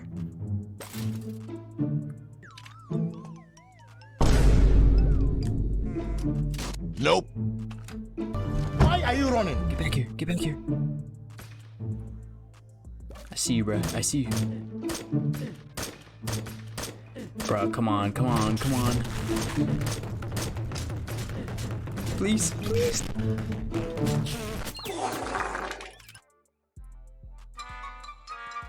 All right, that was our first attempt. Let's try for a second one. We got this, we got this. We got some pistols. Got a nice bag. I see this guy. Easy kill, right? Are you sure about that? Bro, it's so hard to find people in this. Right as I say that, there's two people. Okay, let's try and steal this kill. 12 damage on him, and they're running. They're running away from me. Come on, one of these has to hit. Bruh. Okay, let's go up here. I heard some shooting. Okay, one guy right there, and someone behind me. Of course, of course.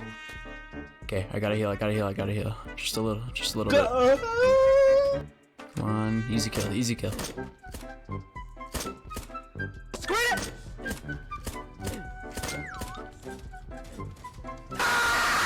Okay, third attempt. Let's get it.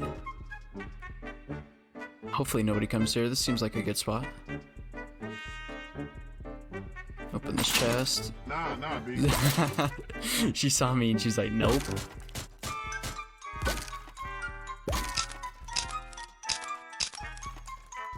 Ooh, two people over here, I think. Bro, I can't hit a shot. Oh, come on, come on. Come on. Let's go. Let's go! Yeah!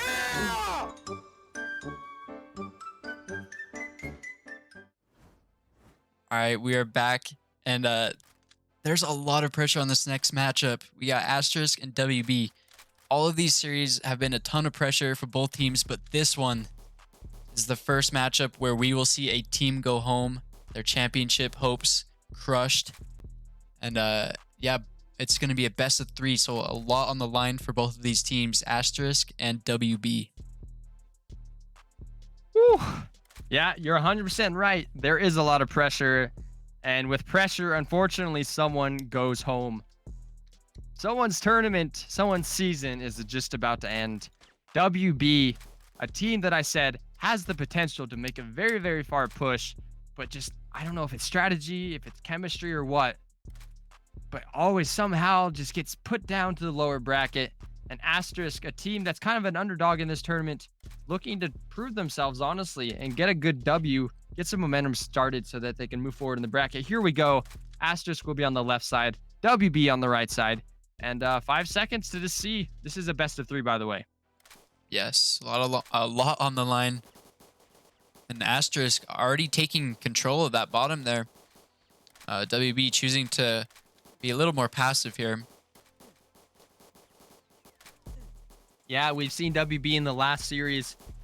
They got way too aggressive there at the bottom, took way too much damage, specifically M7. And once again, he's their leader here. He's the example. He can't go out early. And WB is looking very good to start. I kind of like this more of a passive role. Wait for the other team to make mistakes. And as I said, that Kyrie Irving, he is just pushing in, goes down to 1 HP, but does some damage to 2 different members. So I guess maybe that is worth it. Yeah, young VIP.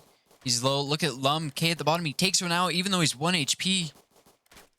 Super crucial for them, but he gets taken out. And young VIP is trying to hold that top against Adama, but he's 1 HP. He's gotta be a little careful here, because if he goes out, Asterisk has top control, and that's not what WB. That's not what they want. They can't afford that at all. Yeah, exactly. Asterisk, they need to play this to perfection if they want to potentially kind of get a comeback win. But 4v2 against very good Spars is very, very tough. But man, Zod's doing great. It's 2v1. Oh my goodness. 2v1, yeah. But 2v1 against Kyrie Capone and M7 Capone. These two are the kings of clutch. And yeah, I don't think this is going to be tough for Aldridge. I can't lie. This is going to be really tough. Wait a minute. M7 is 1 HP too, I think. So Aldred has the advantage here if M7 is at 1 HP. And honestly, right here, if you're Aldred, I think you just push, get that one bullet, and then win it. But you have to be super careful. You can't take 2 bullets or you're dead. A lot on the line. That's assuming M7 is 1 HP. If he's 2 HP, then it's rough. So you have to either take a gamble or wait for an opportunity. So now you're hoping Aldred kept track of M7's health to decide what to do here. See what happens. Both of these team members are just waiting for an opportunity, using the obstacles to their advantage. And we saw M7 in a 1v1 the other week where he unfortunately lagged out. So let's hope and pray that does not happen. I think both of these team members are both like 1 or 2 HP, so they have to play very, very careful, play very, very smart, because any sort of mistake just costs you the game. And both of these teams, I'm sure, want to go up 1-0.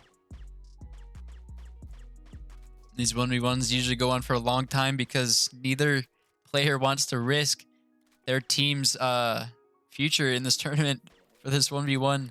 Sometimes you just have to be aggressive, take that chance. And I think the aggressive one here is the one that's going to take it. Look at Aldred. Aldred, yep, he's trying to do something. Oh!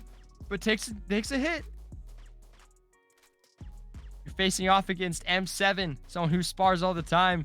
He's fantastic at sparring. He's super good, dodging on cue. So now Aldridge is put in a spot where he can't do much. M7's waiting for his opportunity. You could see he is just waiting to pounce down on Aldridge here. Very strategical. You can see both of these members thinking so hard. A million different things are going through these guys' head. The strategy is really starting to show. A lot of pressure because you win this, your team gets the lead in the series, and it's only a best of 3. So having that first game win advantage is insane for that momentum. Yeah, these pillars. You know, I think the mistake's going to come when someone's shooting and someone tries to just step up and try to get a shot off. That's where the mistakes are going to come, I think. Definitely. We almost saw M7 right there go out. He stepped up and it was super close. Super close to taking a bullet. Look at that right there. Ooh. That is so close. Aldridge barely missing that bullet from M7. My gosh. He has a perfect amount of spread where if he can get advantage, he just has to spray and pray. And hopefully M7 just gets a little bit too greedy. That's Aldridge's game plan, I'm sure. M7 is doing the same exact thing. Probably has just a little bit less spread, I would say. Someone said M7 must be having a heart attack. Someone else said M7 lags out. That would be super unfortunate. Seen it before, though. You know, what I'm liking about this 1v1, it doesn't seem like it's a I'm running away type of match. Both of these guys, you can see the strategies are coming out. They're using the obstacles to their advantage. And those are 1v1s I really don't mind in this arena. Definitely not. Right as it starts, people start running, then it gets annoying. But yeah, these people are just trying to find any sort of mistake, any sort of opening. They're staying close together. I'm loving it. This is looking awesome. And I have a feeling anytime now, one of these members or one of these players is going to go out. I could see the aggression. I could see the thoughts going through these guys' heads. What can I do? How can I win this game for my team? Take a 1-game victory. Because to be fair, WB absolutely should have won this. Yeah, for sure. They had a 4 or a 3v1, 3v2, and it was like, yeah, you need to get those clutches. So M7 now has to try to bail out his team here. It's gonna be very hard considering Asterisk. Aldridge from Asterisk is looking very, very good. Ooh. And there it is. M7 takes it. Honestly, I am a huge fan of that 1v1. Very strategical, very action-packed, not running. That was very, very good. Huge shout out to M7 for bailing his team out for a victory they should have absolutely had. Yeah, we'll see right here. This is where it all ended. M7 got that shot off perfectly. Props to both players for that 1v1. So now WB takes a one game of the series, and they are on match point. Asterisk, you need to find out how to not get yourself in a 1v1 position against M7 Capone. Huge shout out to Aldridge, though. He played very, very good. You got to be impressed with that. I forgot to mention someone else just redeemed the 1,000 tro. Pyro. I believe he bet on that last round on B-Hop. I think that was him that got 9,000 points. Maybe it was someone else. That's unreal. All right. No, actually, it was John Xander got 9K points from that prediction. That was insane. But yeah, we're about to start. If WB can take this, they will move on. Yeah, WB, they put themselves in a decent spot. However, since it is a best of 3, any sort of, you lose a game and all of a sudden it becomes a game 5 scenario, game 7 scenario, whatever you want to call it. WB, once again, opting for that passive play style to start, which I really don't mind from them. I think they struggle when they lose way too much HP at first, get way too aggressive. And M7, when I say that, does a crazy combo, playing chicken with that bottom control member from Asterisk. And now he's able to switch out with Nico. Extremely good play from M7 there. Yeah, that we see those a lot, and those are so scary because both of you could die at the same time, or one of you could get taken out first, and it's always a gamble. M7 came out with the win there. Crucial for WB.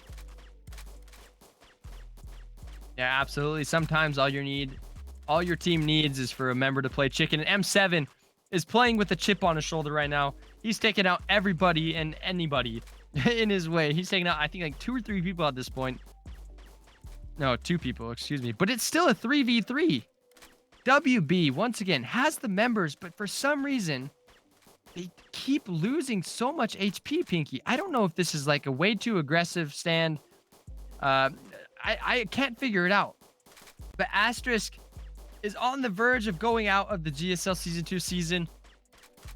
They might need to clutch again. Aldridge is their last man once again.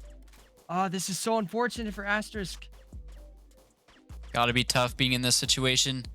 You know it's possible, but if you get taken out, your team is out, and WB moves on. Asterisk is out of GSL Season 2. Congrats for making it this far, though. Yeah, and this next matchup is going to be awesome. We move on to the next losers bracket. Attractive versus Ambrosius. Woo. Both of these teams are extremely good. One of them will be going home, but we're going to go to a quick little break. After, we will find out who will be moving on to losers bracket round 3. Key to fixing Graal, and it might not be what you think. Now, I'm going to backtrack a little bit to the phrase I just said, probably not what you think. I'm mentioning this because I know what a big majority of you guys are going to be saying the key is to fixing Graal. And also, let me start by saying this. Graal is not broken. It's not bad. This is just a discussion video. Let's go. To prove what I'm just saying, let's take a peek inside the average one of your guys' heads. There's nothing. Now, on a real note, I know exactly what the majority of you are going to say. Better servers and 60 FPS. And trust me, those are going to be extremely useful. But we're going to save that video for another day. Let's get into it. In my opinion, the key to fixing Graal has to come from the root of the issues that people have. Before I explain furthermore, let me show you where this idea came to me. So I was walking my dog Milo when I stopped suddenly by the sound of angelic music. There was this glowing dirt pile in the field, so I pulled out my shovel from my inventory and went to digging.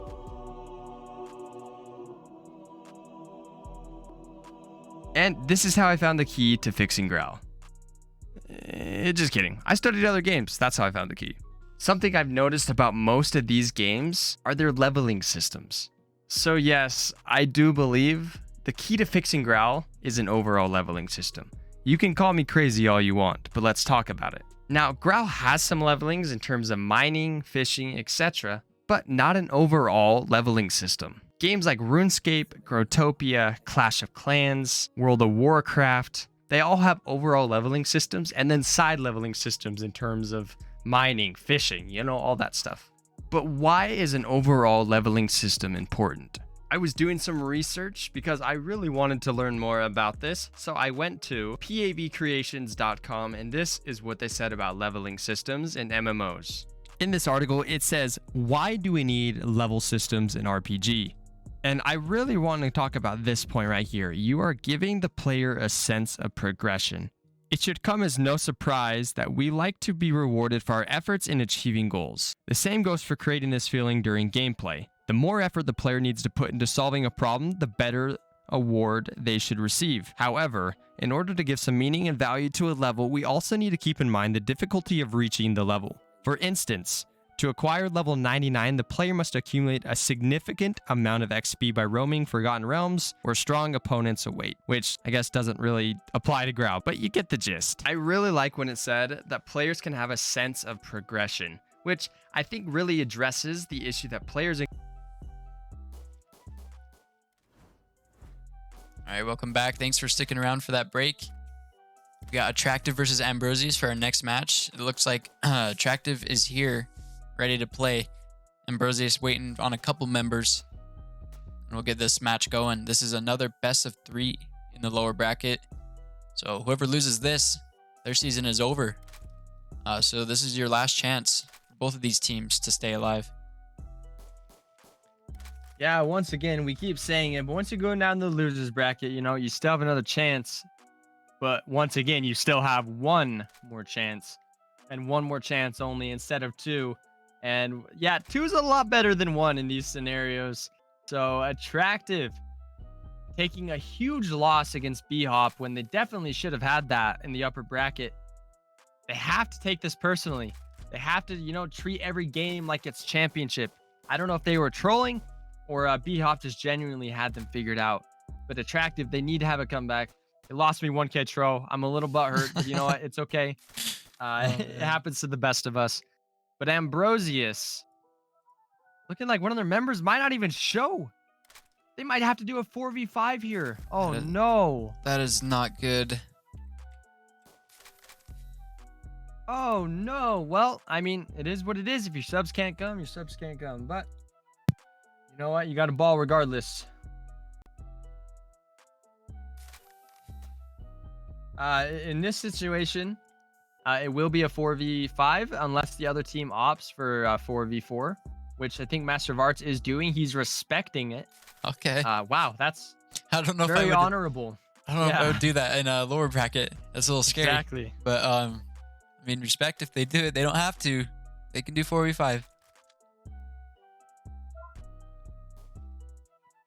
They're kicking Einan out. Oh, They've done this before, where they almost did a tag team match. It's usually Einan who goes up, sits at the top, and then he'll switch someone out when anyone's low. So technically, Attractive still has the advantage because anyone who gets low, Einan instantly comes and swaps them in. Or, you know what? They're not liking what they're seeing. They could just switch back to 4v5. Regardless, wow. Attractive on the left side. They are opting for a 4v4 against Ambrosius. 10 seconds. Find out who moves on. Hope nobody bet a lot on Ambrosius for this one. They actually 53% voted for Ambrosius. Oh no. All right, we'll see if they can. We'll see if they can pull it off. I mean, maybe they saw that last round from Attractive versus B-Hop and don't have faith in them anymore. I don't know. Someone in chat said, "Why is it a 5v4?" Because one of the members up from Ambrosius couldn't make it, and their subs aren't on, so that just makes it so.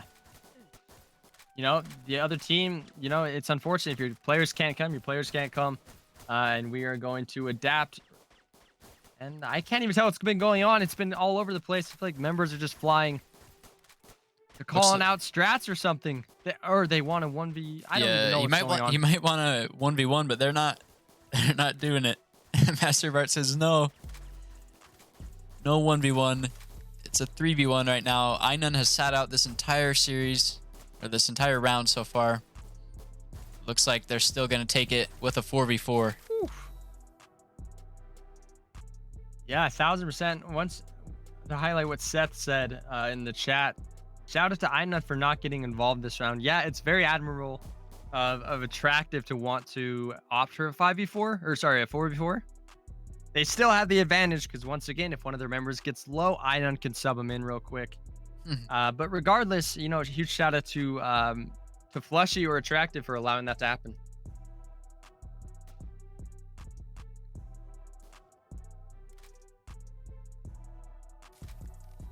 Yeah, we're just getting them spawned back in here for the second round.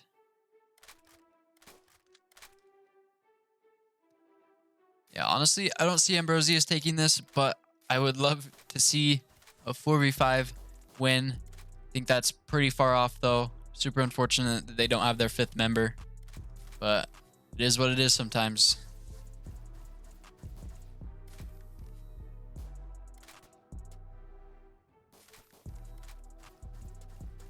About to start, 5 seconds. Second round, Attractive can move on and kick Ambrosius out. If Ambrosius loses this, they will be done for the season. They will be going home. We'll see what happens here. Einon's choosing to sit out once again. Ambrosius trying to push at the bottom right there, trying to push Attractive. Ooh, they're opting to try to damage Einon. What is he doing? He needs to stay in that top right corner. But yeah, one of these teams could be Ambrosius, I should say, could be going home right here. They have to play this to perfection though, because Attractive is just so good. It looks like Einon subbed in for Master of Art. Actually, maybe they're just opting for the. I don't know what they're doing. I think Einon's tired of being sidelined. I think he just wants to play. I respect it. Respect. I respect it. He doesn't know anybody anything. And it's a 2v3 right now. Okay. I think Attractive's trying to do 2v2. Man, this Attractive team is respectable. Now it's just up to and Attractive takes it. My goodness. They move on. Jeez. Kick Ambrosius out. Congratulations, Ambrosius, for making it this far. Unfortunately, your season is done. But very valiant effort from the team. Just super unfortunate. But yeah. Our next matchup though is another losers round 2, or redemption round 2, we should say. It's gonna be a very good game. Minority versus WB, who just played, looking to try to get some momentum. We're gonna go to a quick little break, and then after we can get this match underway, stay tuned. Get a drink, get a snack. Regardless, we're coming back in 2 minutes. I opened Graal's first free house shop. Make sure to stay to the end for a surprise.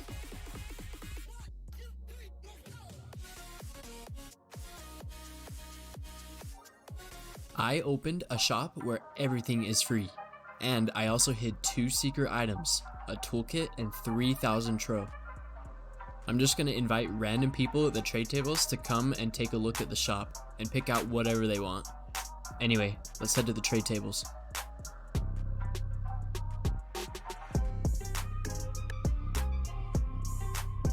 Our first shopper is Lily. Let's see what she picks out. I'm going to let her get 2 items.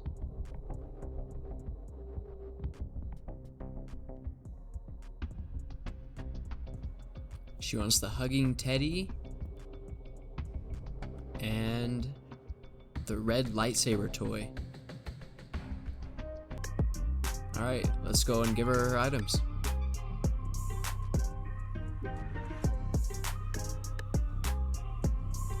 Alright, our second shopper is T. I'm actually going to let him pick 3 this time. Let's see what he picks. Is he going to see the tro? Ooh, he wants the ice pickaxe.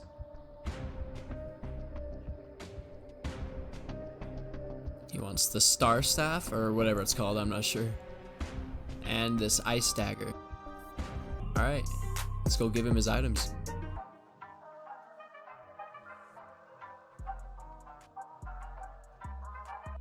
All right, our third shopper, Zira. I'm gonna let her pick 2 items here.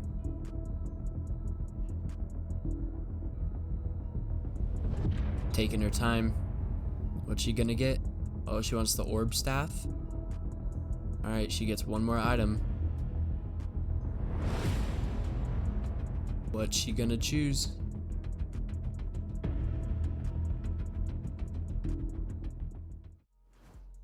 All right, we're back. Thanks for sticking around. We have our next matchup, Minority versus WB. Now, once again, this is the lower bracket. Super unfortunate that one team from here will be going home, but that's how it is. Minority or WB could be going home, the other team moving on. Yeah, Minority. They almost reverse swept Bikini Bottom, the upper bracket. Now they're in the lower bracket, the redemption bracket, trying to make a statement, trying to move on. But in front of them is a WB team that has the potential to go far. Just need to figure out how to not lose members so quickly. But here we go. WB on the right side, Minority on the left side. Gotta imagine Minority is the favorite. I think it's 3.1k to 50 points favor. What was that, 97 to 3 or something like that? Yeah. Jeez. You know, starting off this match, Kyrie Capone is already down to 1 HP, I believe. Down to the bottom, though, it's pretty solid. I feel like both teams have taken an equal amount of damage. But yeah, that top control, Kyrie Irving, Capone, already down to 1 HP. Omar rushes in, takes him out. Young VIP tried everything to defend his teammate to save him, but it just wasn't enough. Now Omar has the opportunity to shoot down. Minority pushes up from the top. Stormfire, you know, we see a switch from Stormfire to the top, and that's just not good. You never want to see Stormfire anywhere because he's a madman.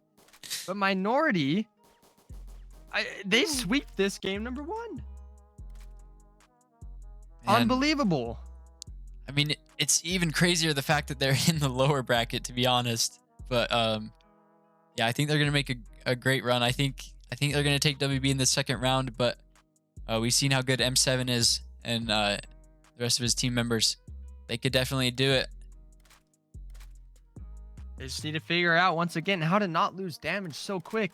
Kyrie was down to 1 HP within the first 10 seconds, and like, it doesn't take a professional to know that once you go down a ton of HP in a team setting, you play so much more reserved.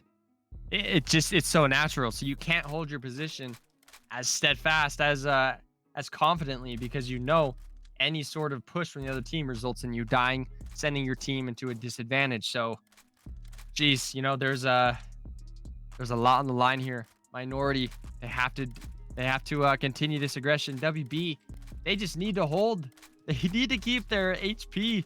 They need shields or something. I don't know. WB, they need to be protected because this is sad. I feel bad. WB is such a good team. They just lose their HP so quick. Omar from Minority already rushing in. Omar in line takes out Kyrie Irving already. Are you serious? What is happening? There's no way, right? They just, I guess they just realized they had a 1-game advantage and could just afford to be super aggressive this round. And it looks like there's 2 players. Oh, it's 1 player, M7 Capone from WB. And that ends WB's run in Season 2 of GSL. And also, that solidifies our top 4. We have, and we'll be going to this matchup next. Bikini Bottom versus B-Hop in the finals, or semifinals. And then Attractive versus Minority. Oh my gosh. That is unbelievable that that's a round 3 to go to the losers finals. That is unbelievable. That's insane. But yeah, we're going to go to a 2-minute break. Please do not go anywhere. So I'm sure we all know the Graal YouTuber that goes by the name of Mr. London Nuts. And if you don't, get educated. Just kidding. Well, sorta. Mr. London Nuts was a YouTuber who made Graal era animations. Mr. London Nuts' videos started to surface in the early stages of 2014. The earliest video on his channel is his 100 subscriber special with 13,000 views. the rise of Mr. London Nuts was nothing short of amazing. Growing at rapid rates, he quickly became the face of Graal Online YouTube, gaining over 19,000 subs. Mr. London Nuts' future on YouTube seemed to be very, very bright. But what happened to this GraalTube phenom? His last video he ever made was a video titled Graal Era Milk and Cookies Prologue, which was uploaded March 10th of 2018. That is literally almost 5 years ago. A lot of people have since questioned where he went, but I am here to ask the question, what if Mr. London Nuts did not quit YouTube? Now, this is pure speculation, we don't really know what would happen, but let's just play around with some concepts here. So, once again, Mr. London Nuts' growth was crazy. His most viewed video got almost 200,000 views. Not only was this beneficial to the channel and his growth, but also towards Graal Online as a whole. His videos would reach out to all sorts of new players. Graal at the time probably wasn't advertising, but Mr. London Nuts was. Whether you realize it or not, people who make content for a game are essentially advertising for the game. His content reached further than active players, and I know that for a fact. It was a hook for players to come in and try the game out. He was even on the Arago billboard, so he was literally the face of Graal if you think about it. Now, let's think about what would it be like if Mr. London Nuts didn't quit YouTube. I do think if he kept going, he would have been well over 40,000 subs, if not more. And I do think the game would be in a better place in terms of the player base. His influence on the game went beyond his advertisement and his channel. It also served as an inspiration to others. I know that so many YouTubers were started because of Mr. London Nuts. I know for a fact if his channel didn't exist, then neither would I. And if that happened, you all wouldn't be watching this video. Wait a minute. Welcome back, everybody. We are already to the semifinals of the upper bracket. This is unreal. Bikini Bottom versus B-Hop. And B-Hop was actually, they were supposed to go out, but that was insane what they pulled a couple of rounds ago against Attractive. I wasn't even expecting that. Just You're telling me I'm gonna Man. lose sleep over that. I made such a confident bet in Attractive, and then B-Hop just came out of nowhere and just went crazy. So yeah, wow. Okay. B-Hop is in the semifinals against Bikini Bottom. One of these teams moves on for a pass to the finals. One of them goes to the losers final. This is a good spot to be in for both of these teams. Because obviously, if you play good, you go to the finals and you wait for your opponent. If you unfortunately lose, you still go to the semifinals, or technically the losers finals, to play whoever plays next. Both these teams in a good spot, but you don't want you want that free pass to the sorry, I stutter, I guess. To the finals. You want that pass to the finals. Bikini Bottom, you got to imagine they are the favorites to win this, and you could see Vood changed his name to Vood EYB. I don't know if it's mocking or in salute to Shadow EYB, his current top level player or top control player opponent. That's going to be a good highlight. But really what I want to see for Bikini Bottom is Kev, Mr. Krabs, and Rage holding that bottom position very, very steadfastly. Yeah, definitely. And what Shadow was able to do in their previous match was just insane. He clutched up for his team, allowed them to get the reverse sweep. We'll see if he can do it this time, but he is actually 1 HP as we're talking about him. He has to stay back. Oh, but he's actually pushing Vood. The confidence this man has against Vood at the top there. 1 HP pushing him. And Vood is actually 1 HP, has to back up as well. Ooh. Zik takes out Moon. My and goodness. Bikini Bottom take that. It wasn't clean though, Pinky. I think every single one of Bikini Bottom members was 1 HP. That was a lot closer than I expected. B-Hop had a very good game plan. Shadow definitely gave everything he could against Vood there at the top. That's a good matchup once again. But something that I saw from B-Hop that I don't know if there was the right decision.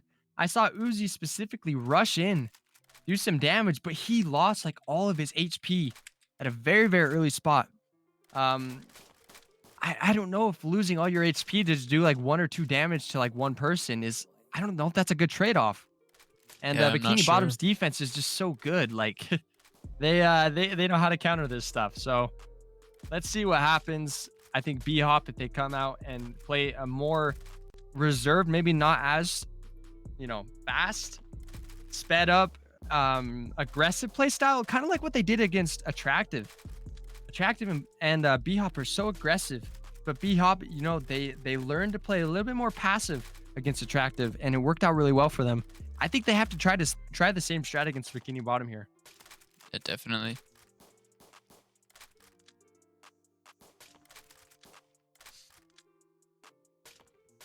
Just waiting on these teams. Looks like we're about ready to go.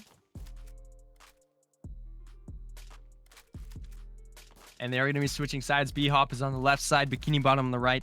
4 seconds. Bikini Bottom, this is a best of 5, by the way. They're looking to take a 2-game victory. And B-Hop looking to even the series. But so far, looks like Bikini Bottom did some more damage to start. I saw Nestle and Zik have a little bit of game of chicken for that middle pillar. And Zik came out victorious in that matchup. But Bikini Bottom so aggressive on that top. 3 players were pushing the 2 B-Hop players up top. But now B-Hop Moon Bahoon is rushing down to the bottom. Gets taken out early from Rage. Princess player almost taking Rage out, though. Kev and Rage are forced to push back just a little bit. And B-Hop, I honestly, this is everywhere. No one has positioning.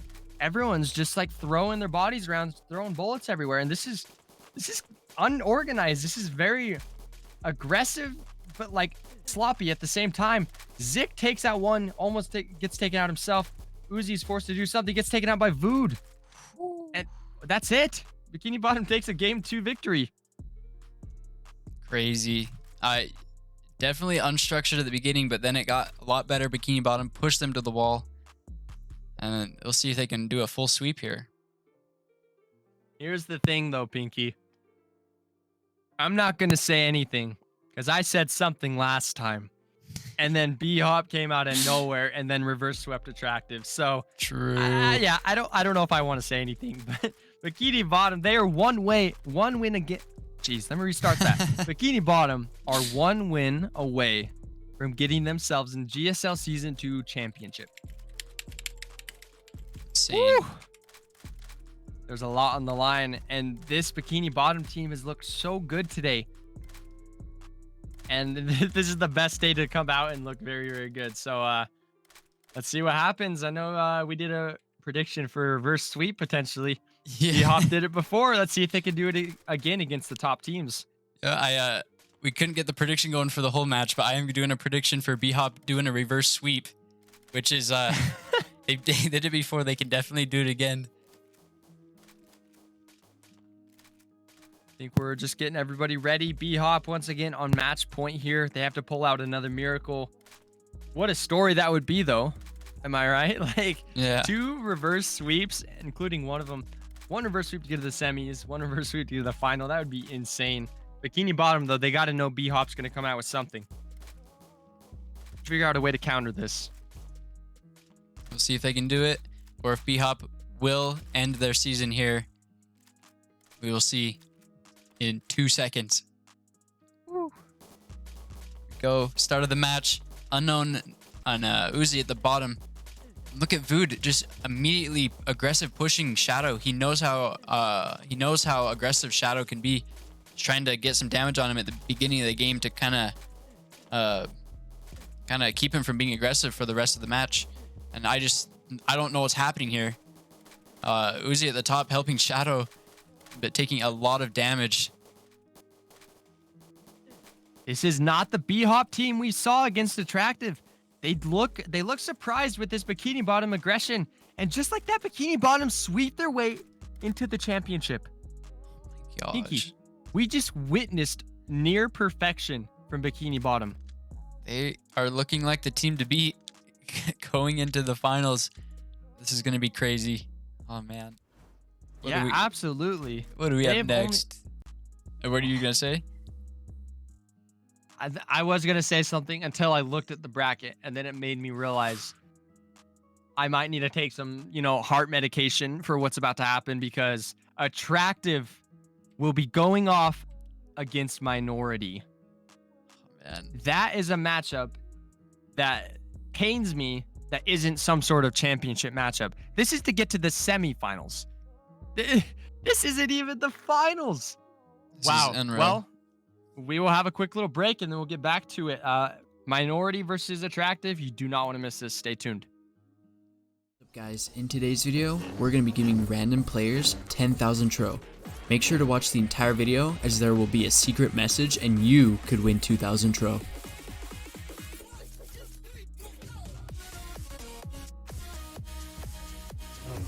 Alright, let's find some players who might need some tro. Looks like this guy just has a starter pistol, so I'm going to give him some tro. Just gotta wait for him to grab the table. One eternity later. Come on. There we go. Alright, let's give this man some tro.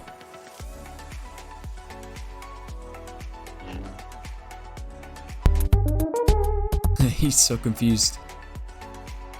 It's just free tro. He tried to add a melee to trade for it. Nah, bro, you can keep that. Free. It's all free.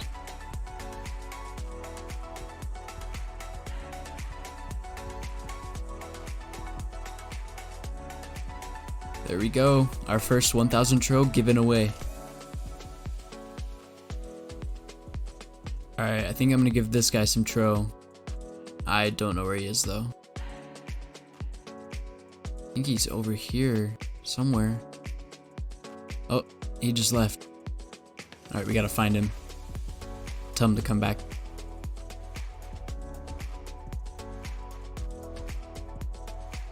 He was about to leave again. It's free. It's free tro. Can't turn that down. There we go. Alright, for this next one, I'm going to make them pick numbers 1 through 10, and whoever gets the number gets the tro. I'm going to choose 7. Oh, that guy just got it first try. Okay.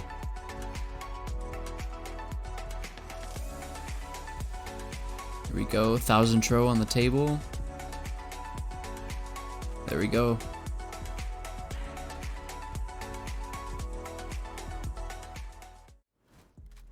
Alright, welcome back everyone. We are here with our match, attractive versus minority. This is the third round in the lower bracket. Whoever wins this goes on to the lower bracket final with the chance to go to the finals. Whoever loses will be done. Their season will be over. Okay, technically that's true. We all also are doing a third place matchup. So the third and fourth place will play for some prizes, but regardless. Yep, here we go. This is a championship level matchup. Attractive on the left side, minority on the right side. I have goosebumps. I'm not even kidding. This matchup is everything and anything you want as a fan, as a viewer, as a commentator for this tournament. Because these two teams are just both the top teams. These guys are absolutely unbelievable. And one of these teams gets to go face B-Hop in the losers bracket finals next. But we got to get there first. This is a best of 3. Attractive versus minority. It's going to be awesome seeing Master of Arts versus Lion and Omar up there at the top. I love that duo combo. Master of Arts, Heroic versus Omar and Lion. That's so fire. That's just such a good matchup. And then, of course, Ainun, being Ainun there at the bottom, just causing some disruption, being annoying, the little nuisance, the fly, if you will, to minority. And there, you know what? Both of these teams looking good to start. Yeah, Lion and Omar, the top there. Insane matchup for Master of Arts. Super even from both teams. See who comes out victorious at the top control there. Stormfire holding the middle, pushing Master of Arts. Master of Arts is actually 2 or 3 bullets from dying here. He has to be careful, but he knows he also has to hold that top control still. He's 2 bullets from dying. So is Heroic at the mid there. And this is looking good for minority. They're slowly pushing Attractive to the wall. And Master of Arts goes out. That's something that you don't want to see, and I did not expect to see, to be honest. He did some damage to Omar. Omar had to jump back, but regardless, Master of Arts going out that's a crazy thing to start. The first member of Attractive to go out is their leader, Master of Arts. Did not see that one coming. But, you know, Attractive is a team that they could bring this back, and they need to bring this back. You don't want to be put on match point to go to the finals, or the semifinals, I should say. already this early. I must takes out one. Is in a tough spot. Almost takes out line 2. Oh, attractive. It's currently a 4v1. I none versus the world. All of the members for Minority are super low, though. And that's going to be it. Minority takes game number 1. Insane. It was even for a while there, but I saw as soon as Master of Arts got taken out, Minority took the advantage. They took the opportunity to push them to that wall, and they took the dub for that round. Wow. Attractive? Last season's champions are suddenly put on match point. Potentially going out early. I guess I shouldn't say early, because it is pretty far in the bracket. But regardless, earlier than they would want. Definitely. Attractive saying 1 sec, taking a little bit of a timeout, talking over with their team probably. You know, guys, we got to fix this. We cannot be losing to Minority here. Honestly, I did not see what happened coming. Like, I love Minority. I think they're such a good team. But, you know, when they made that roster change, switched things up, lost Famar and everyone, like, started to wonder, would they still show up on this final day? And so far they have. But Attractive, they have the team to do it. They just need to piece it together. They need to not take as much damage to start. And Master of Arts can't die. He needs to stay alive here. There's a lot on the line. This is the losers bracket semifinals. Winner goes on to face B-Hop in the finals. Jeez. Oh, man. A lot on the line here. Pyro cheered another 100 bits, said Zik 2 OP clean. And so HSN Watch, thank you for the follow. ILY Law, thank you for the follow. DV Lock, thank you. We're about to start this next matchup. See if Minority will take this sweep. Yeah, Minority's gonna switch sides. Now they are putting Attractive on match point. Master of Arts versus Lion and Omar. He's got to do something. He's got to pull out all the tricks in his sleeve, out of his sleeve, to take down Minority, the super strong Minority team. Whew. Man, I can't believe this. But Stormfire for Minority, one of their top dogs. He's down to 2 HP, having to push him back. That's huge for Attractive here. They really need to take advantage of that. Yeah, Omar just holding that top. Master of Arts trying to get some damage. He does so there. Gets a bullet on Omar, but Omar stands his ground. Stays at the top there. He just took another bullet of damage. We have a 3v3 at the bottom here. 2v2 at the top. Both sectioned out. Omar trying to get a shot on Master of Arts. He knows he has to get damage on him. Master of Arts is crucial to Attractive's game plan here. I'm loving this switch in Attractive's in their play, because honestly, they took way too much damage to start last game. This game, they're playing aggressive. At the same time, they're playing very reserved, being very, very smart and strategical on what they do. And Master of Arts, he takes out Omar, pushing a little bit more online. He's got to be careful, though. Once again, you do not want to see Master of Arts go down. You don't want to give Minority any sort of momentum in any sort of way. You need to take this, and you need to send it to a game 3 if you're Attractive. Yeah, Line, got to be careful. He's careful here. He's 1 HP. He gets taken out just as I say that. Roy gets taken out. And Attractive keeping their hopes alive. If Attractive is going to force a game number 3, and that was a game I really liked from them. Once again, we talked about how Attractive just lost way too much damage to start, and including losing their team leader. This game, they played a lot more reserved and strategical. Pushed in when they needed to, did the damage they needed to, but didn't push too far to the point where they were losing damage themselves. So honestly, that's a massive W for Attractive. If you're Attractive, you have to take all this momentum. You have to push it into this game number 3. But Minority, they have to figure something out, because they weren't even playing like super aggressive that game. Definitely not. So you got to figure something out, honestly.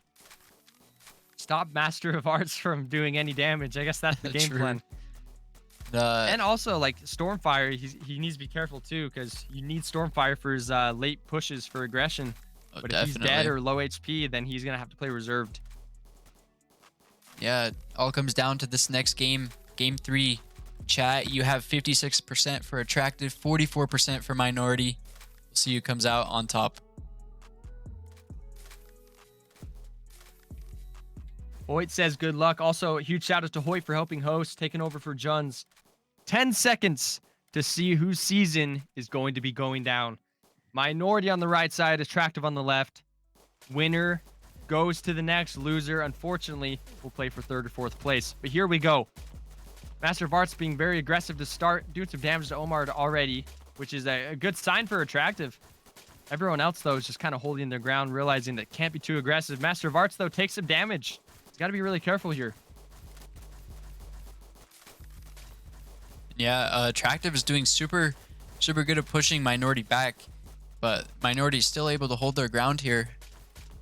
Look at Omar and Line at the top there. They're getting a little more aggressive, trying to take out Master of Arts. If they can take him out, they could win this series. Yeah, you really don't want to see Master of Arts go down. But Minority's game plan is so crazy.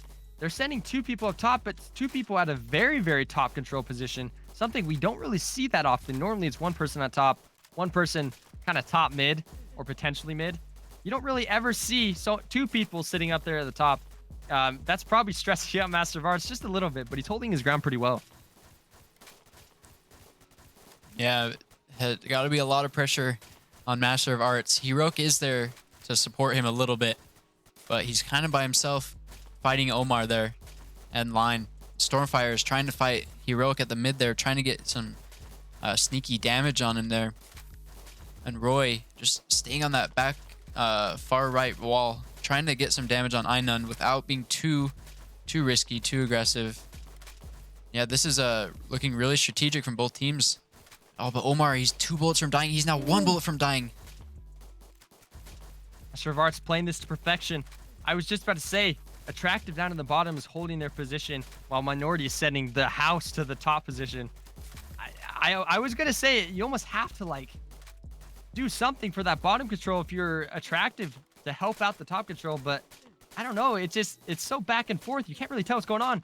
Minority takes out one of the members for Attractive, and suddenly Minority has the momentum and is pushing Attractive back. Omar, I know, is down to 1 HP. I think Line's down to 2. Ainun, I Must, and WW and Master of Arts are now pushed into such an awkward spot. Ainun goes down for Attractive. Wait. Is this going to be it for the former champs? It No. might be. There's no way. The former champs go down. Minority played a near perfect game. I thought Attractive would have that for sure, especially after Master of Arts was doing all that damage to Omar. This is unbelievable. I cannot Insane. believe this, dude. Flushy goes down. But you know what? They will be playing for 3rd and 4th place if they opt into it. So they could still have a chance to earn some prizes, but super unfortunate. You know, I did not see that coming, Pinky. I didn't either. That was crazy. Oh, man. But our next matchup is also going to be crazy. This is going to be the finals of the losers bracket, or the lower bracket. It's going to be B-Hop versus Minority. So don't go anywhere. And we are off.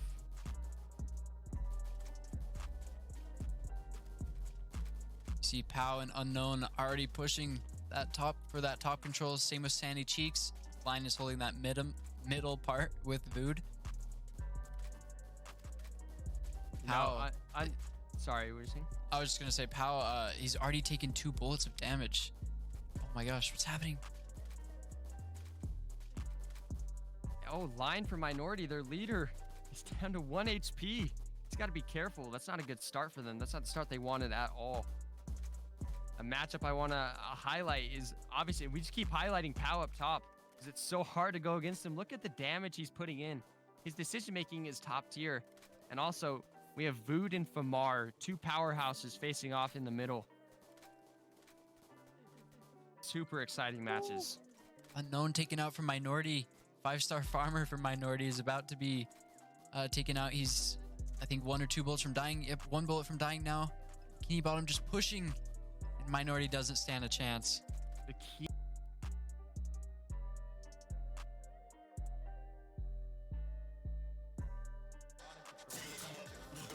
Oh my goodness. It's even. Oh! No way! You're kidding me! Lamar with the comeback of a lifetime. Quat is just a different team. 2 qualifiers. Back again, Chino looks like he wants to be. There's no way. There's no way.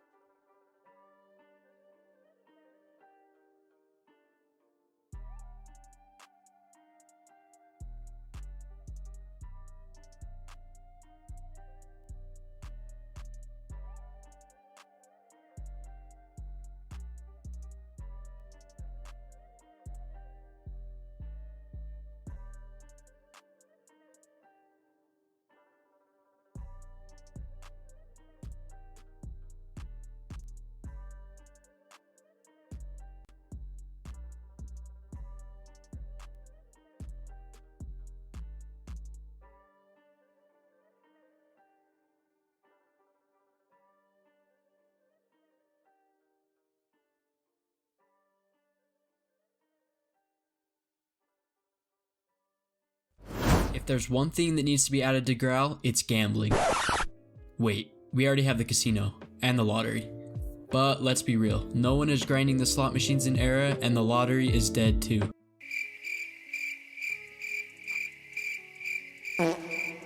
Then what am I talking about? Loot crates. This is something... Alright, welcome back everybody.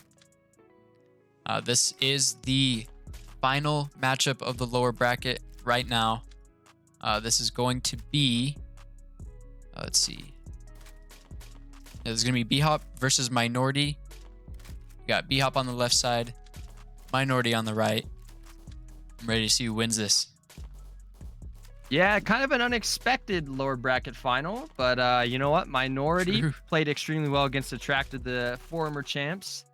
So, you know, you got to imagine Minority has the momentum here. B-Hop got to do whatever they can to stop that. This is a best of 5, so winner needs to win 3 games. B-Hop's looking very aggressive to start. Look at Moon just rushing in.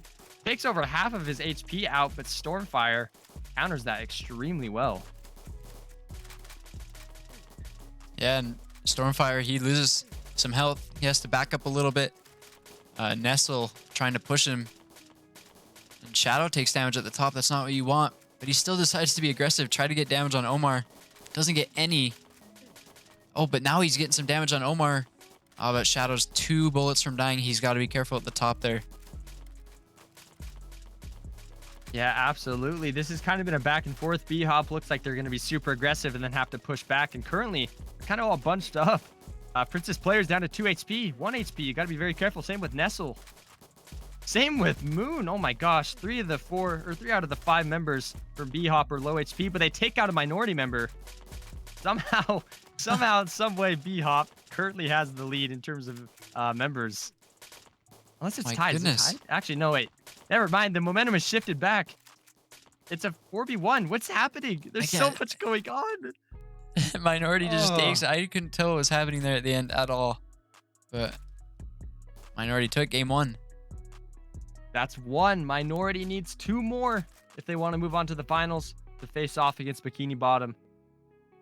B-Hop, they got to figure out something. They kind of had the right idea. They started doing things correctly, and then unfortunately, it just kind of fell apart. But B-Hop, you know, they're a team that could do this. I thought, even though they got swept by Bikini Bottom, I thought there were chances where they could have definitely won.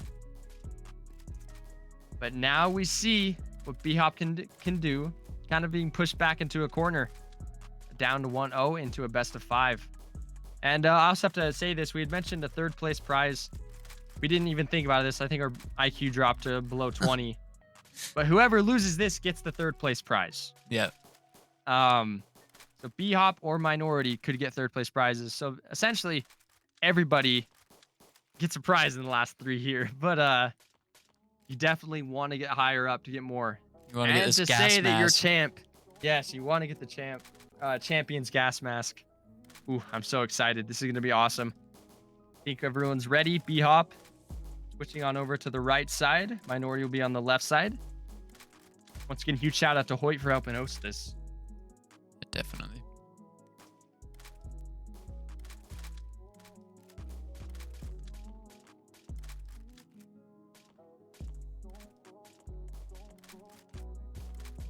Looks like we're just waiting on a ready signal from Minority. Looks like we're about to start.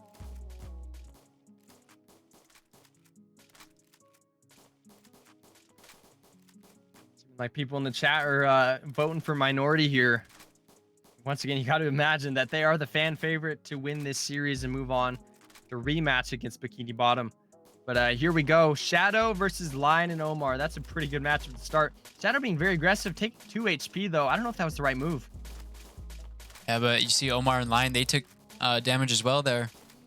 Shadow just playing right below Omar, dodging all of his bullets. We have a 1v1 on the right here, and Shadow is taking a lot of damage. Not in a good spot here. He's defending insanely well against Lion at the top there. Lion could have taken him out, and look at Nestle at the bottom. He's 1 HP at the bottom right. He's about to get taken out if he doesn't be careful. Yeah, B-Hop has taken a lot of... Oh my goodness, Shadow just died. That's huge for Minority, because I was going to say B-Hop taking Minority down to super low HP, all of their members. So I thought B-Hop had all the momentum, but apparently not. Minority is just playing everything to perfection. There's no way they sweep this, right? Way. What?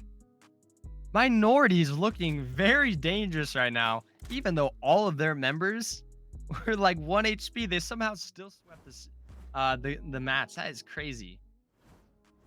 And I just want to highlight here where Shadow was taken out by Lion. At the top here, that was a huge turning point for Minority to get the advantage.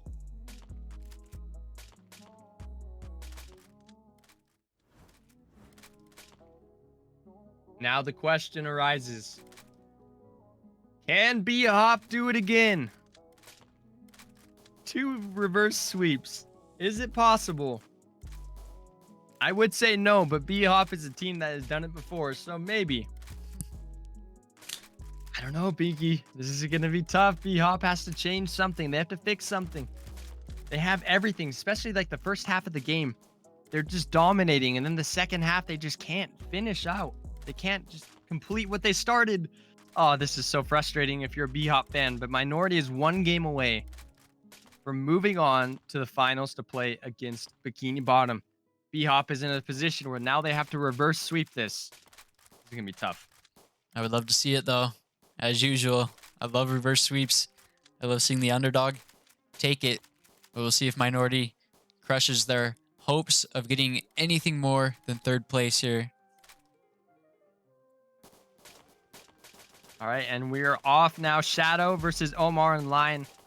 Once again, this 2 people like pushing top positioning for Minority is so dangerous.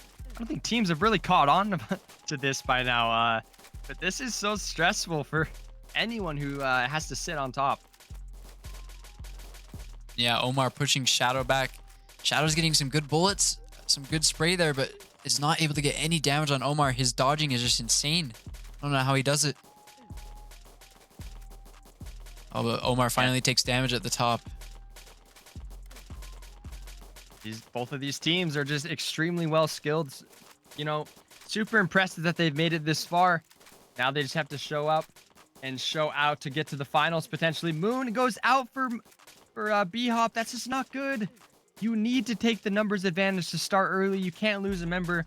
Now Alex Russo is just being a menace on the opposing side for Minority, but somehow B-Hop is still being the aggressors, which is just absolutely crazy to me.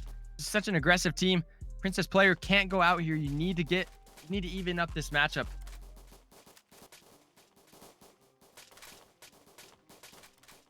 Yeah, Lion and Shadow still fighting it out at the top there. Now Omar is now at the bottom. He's 1 HP. Oh, and Shadow goes out.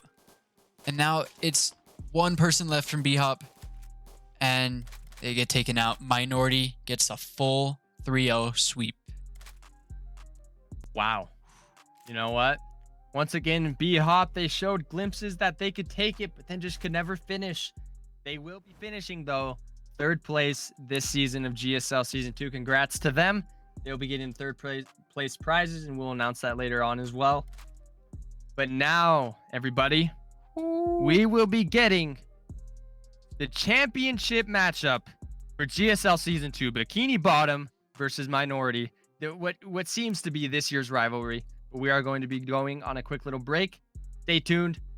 Tell your friends. Get a snack because all the action is just beginning. You have Kev or whoever's taking the bottom, just holding as much as you can.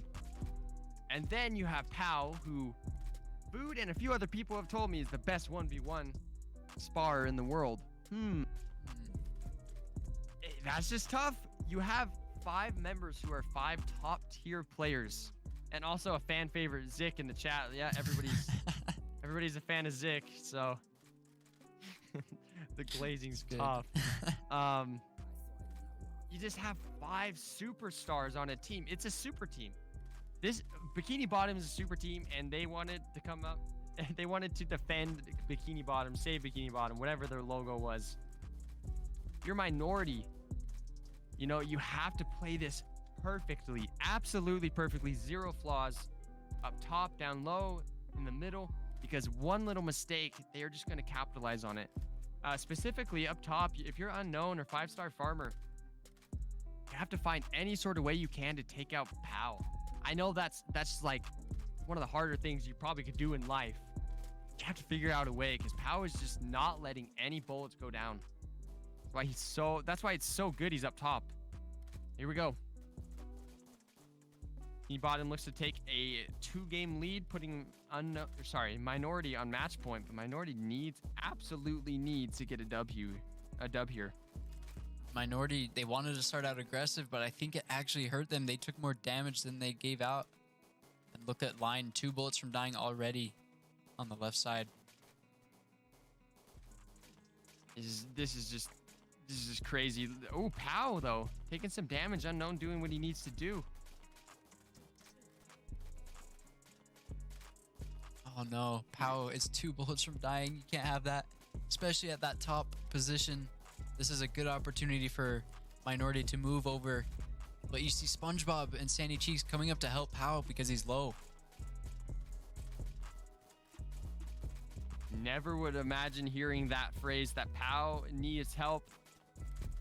Usually that's not the case. But yeah, he has to switch positions, and that's what makes these guys so good. Their ability to just adapt and switch. And whoa, it looks like a player has just spawned in. What happened? It's a glitch. There's like a little glitch the arena's been going through. Obviously, he's not playing, luckily. Let's just, hopefully he gets killed, gets out of that. What is going on? It doesn't affect anything, I will say that. He's not shooting anybody. He's just chilling there. I don't know why the glitch. We've talked with the devs. They don't really know why. But regardless, Minority is a 2-to-1, 3-to-2 advantage. It's Vood and Pow on very low HP. The duo's deadly, but Vood goes. Oh, we are back, and this is going to be possibly the final series of GSL Season 2. Of course, if let's see, if Bikini Bottom wins this best of 7, they are champions. But if they lose this best of 7, then Minority have a chance to take it to a bracket reset and take the W. Yes, indeed. Is there any way to throw out predictions or no? Yeah, let me get those going while we wait here. Yeah, guys. GSL Season 2 is coming to a conclusion. That means one of these teams is getting the 1st place prize, one is getting the 2nd place prize. Obviously, you want this gas mask because it is the coolest looking gas mask I feel like ever. Especially with that W, you know? It looks awesome. But of course it is these 2 teams. You couldn't have written a better script for this. Bikini Bottom versus Minority. These 2 have been battling all season, every single qualifier. And they even faced each other earlier this bracket. Bikini Bottom almost got reverse swept by Minority earlier this bracket, so this should be interesting. I'm excited to see what happens. Bikini Yes. Bottom, though, since they were the winners of the upper bracket, they have an opportunity. I don't know if you announced this already. This is a best of 7. If Minority wins the best of 7, they have to win another best of 3. And if you guys don't understand that, basically, since it is a double elimination tournament, the team that made it to the upper bracket, or through the upper bracket into the finals, they didn't lose. So they are rewarded that right of 2 eliminations. So yeah, technically, there's a best of 7 to start. If Minority wins that, then they have to win a best of 3. Ooh, there is a lot on the line. Hoyt says, good luck in the finals. Here we go. Huge shout out to Hoyt. Bikini Bottom on the left side. Minority is on the right. We are going to start the championship here right now, and we are off. Let's go. Thank you, Cromie, for the follow. Zizon and Loki for the 100 bits. Said, let's go. Was a nice stream. GG's. Yes, we are here in the finals. It's going to be insane. These two teams have faced each other several times before. These two teams faced each other in the first 2 qualifiers, and Minority took both of them. Bikini Bottom took first in the 3rd qualifier. Both insanely, they both deserve to be here, definitely. Insanely good teams. 1000%, yeah. Both of these teams, once again, you couldn't have written it any better that these two teams would match up in the finals. And truthfully, the top 4 teams, you could see any of them in the finals. Like, they're all so good. But it starts right now. Bikini Bottom, currently, it seems like they had the advantage in terms of HP. They do take out one. Wait, never mind. Minority has the advantage in terms of players. A total, like, 360 turn. I did not expect that to happen to start, because Bikini Bottom looked so strong. I think it just fell apart, especially that mid control. But regardless, Mr. Krabs, Zik, and Vood. Now it's just Vood and Zik have to try to do something. Have to try to clutch up for their team. It's not going to be, not looking likely. Minority takes game number 1 in such a dominant fashion, Pinky. Whew. They're looking good. They're looking good. It's just Minority. They're playing so well as a team. They, you know, they could have, like, you would probably look at the Bikini Bottom members and be like, yeah, that team is insane. But Minority just plays so well together. Like, they're all in sync, and that's just what makes them so dangerous. They all play to each other's strengths, and that's why they're one of the best teams in the world right now. Bikini Bottom, though, they have to figure out a way to counter this. Bikini Bottom, they started out so strong. They were putting in the damage when needed, but then it just fell apart, especially at that midfield. Yeah, Minority's looking insanely good from having this momentum coming from the lower bracket.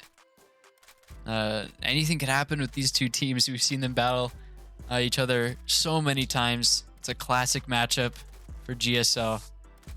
And we are about to go in our next round, this best of 7, round 2. Let's talk about chat's Bikini predictions Bottom, too real quick. oh, true, yeah. Bikini Bottom, 43%. Only 43% from chat voted for Bikini Bottom. 57% for Minority coming from the lower bracket. That's insane. I didn't see that coming. I thought it'd be a little bit of the opposite, but you know what? It's okay. Here we go. Minority's going to be on the left side. Bikini Bottom switch to the right. 1-0 for Minority. Here we go.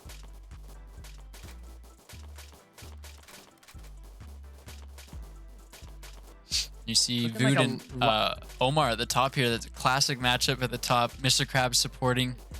And they're both taking damage super quick up top. And so is Alex at the mid. Yeah, you know, something I like that Bikini Bottom started to do, especially last game, is they brought 2 people up top to counter Lion and Omar's unique strategy that we haven't really seen. However, Omar is running circles around Vood right now. And Omar's underrated. I feel like we don't talk about him enough. He's doing fantastic. Yeah, definitely putting in a lot of damage. Mr. Krabs also low. Same with Line. Look at Zik pushing Omar from the top. Might take out Omar here. Oh, but Omar somehow gets an insane amount of damage without taking any. I don't know how he just did that. Oh, but he gets taken out there. It is. Yeah, now Vood has the opportunity to sit behind that wall and shoot down, do some damage, put the other team in a tough spot. Angry or Rage from Bikini Bottom takes out another minority member and takes out Stormfire. Potentially could take out Line too. Rage is on a tear right now, but he gets taken out, unfortunately. And that's going to be it. Bikini Bottom, they play a very counterattactive game and takes game number 2. Very good from Bikini Bottom. Oh, that was so close, but Bikini Bottom just took it there at the end. They had the advantage. Now it's tied 1-1. I can't believe this, man. These teams are so good. I have a feeling it's just going to go back and forth, back and forth. Jeez. It means saying now best they're of 7 too. Oh, man. Yes. They're going to be switching sides, switching gun loadouts. Looks like Zik is relogging. Zik is a fan favorite in the chat. Everybody loves to hype up him. He's relogging, potentially getting a buff, but regardless, minority will be on the right side now, and they looked so good to start. Omar was running circles around everybody at the top there for Bikini Bottom, but it really just comes down to the middle of the game. Both of these teams have had strong starts to start both of the games, and then it just like falls apart so quick, especially at the middle of the game. You know what I mean? Like, Yeah, for sure. they have to. This is the finals. They have to stay strong the entire match. Looks like they're just relogging. We'll go to game 3. I think. Okay, they're resummoning. Sweet. Piki, who do you got for game number 3? It's been pretty even, but I think Bikini Bottom just needed to figure them out the first 2 games, and I think they're going to be a lot stronger. I think they're going to take this next one. Sorry, you cut out for me. What did you say? I think Bikini Bottom is going to take this one for sure. They needed time to figure out minority, and I think they've done that last round. Yeah, I think Hoyt's just getting everybody ready. Minority versus Bikini Bottom, game number 3. Here we go. 10 seconds should be starting. This is a crucial game because, like, you really want to get a game on the other. You want to get that game lead. You know what I mean? Yeah. You don't want to go down 2-1 because it puts you in a spot. You go down 3-1, and then yeah, it's rough. So this game is extremely important, in my opinion. We have another 100 bits from Pyro shouting Zik out. Some more followers. Thank you guys. We're in game 3. Bikini Bottom versus minority. Ooh, Rage taking Stormfire down to about 3 HP. It looks like Bikini Bottom is pushing Omar in line back, but they're slowly getting inches back back on the other side for minority. Kind of been a back and forth so far this matchup, as you guys can see. Zik trying to do anything he can to get some damage down on line. So far unsuccessful, but Rage is rushing in, does some damage to Alex Russo. Kev rushes in, does some damage as well. They're doing very, very smart pushes. Zik, just a ballsy push, takes Omar down to 2 HP. Zik, what was that? Where did that come from? Sometimes you gotta send it. That's true, especially in these matches. But now Zik is 1 HP. He can't take one more bullet or he'll be out for this round.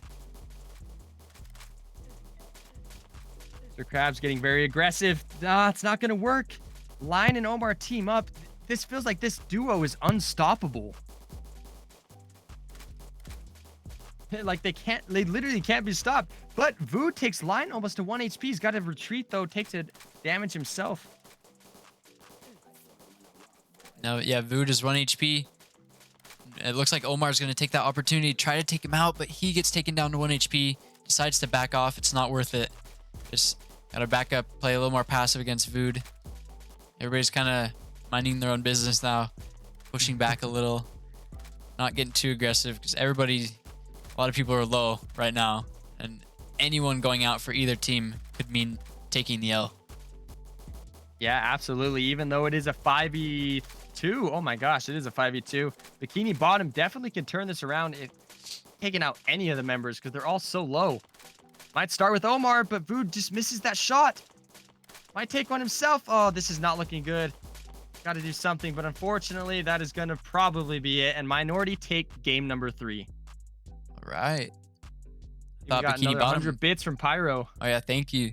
Bikini Bottom on top. He says, "Yeah, I thought they were gonna win that one, but Minority took it." It's really coming down to what I was saying, like that the middle of the game, someone goes down and then it's just a ripple effect. Truthfully, they have to play strong the entire time. Bikini Bottom, they're looking to tie up the series right now, but Minority, they could take a 3-1 lead after this matchup. That's crazy. Oh my goodness. Arya in chat says Minority does not lose. We'll see if that happens. They have a long road ahead still. They have to win 2 more and then another 2 against a very strong Bikini Bottom team. Man, you gotta imagine this is frustration coming out of the Bikini Bottom side. They're trying everything they can, but Minority just looks so strong the entire game. Here we go. 2, 1, we're off. Teams have switched sides. Looks like Stormfire's rushing in, being super aggro to start. Vu taking some damage to start from Omar. Not looking good. You don't want to lose that. He's taking 2 damage points. That's crazy. And he just has to stay at that top right. And look at Angry from Bikini Bottom at the bottom. He gets taken out. Yeah, Minority is just unreal right now. Their aggression is unmatched. They take out Vood. Oh my goodness. Now it's a 5v3 again. Ooh. Zik is just trying to fight Omar at the top. He's the last one remaining for Bikini Bottom. He gets taken out. Minority take their 3rd win in the series. Gosh. Well, it's 3-1. Now, Bikini Bottom need to almost reverse sweep to avoid the bracket reset. Jeez, Minority is 1 game away from forcing it, though. Here we go.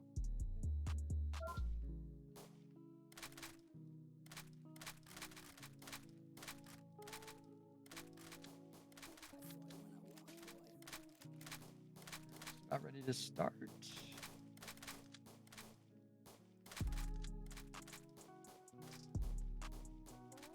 Minority just proving themselves coming from that lower bracket. So much momentum, taking 3 games. Bikini Bottom only taking 1. Minority just needs 1 more game to force the bracket reset. Then I don't even know what's going to happen then.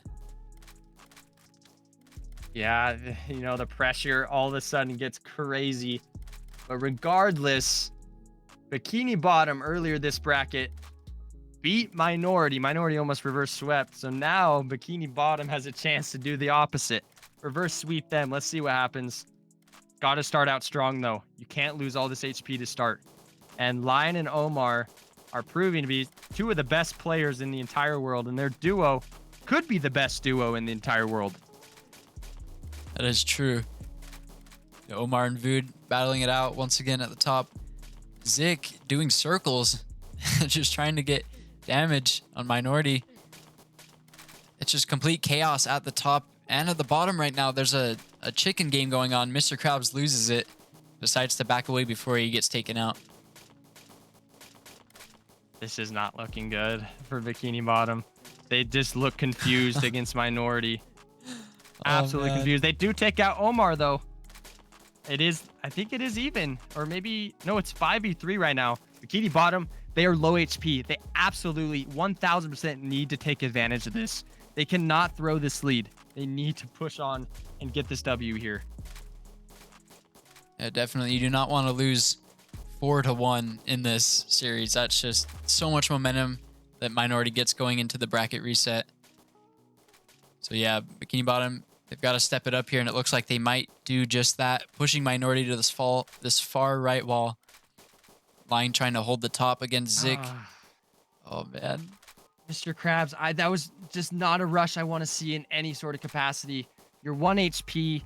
Send someone else in, because now, I mean, even though it is 4v2, anything could really happen here, to be honest with you.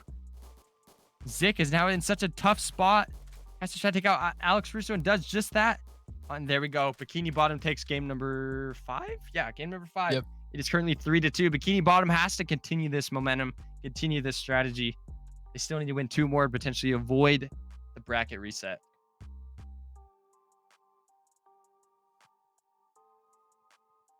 Looks like we're just getting them spawned in. Bikini Bottom will be on the right side now.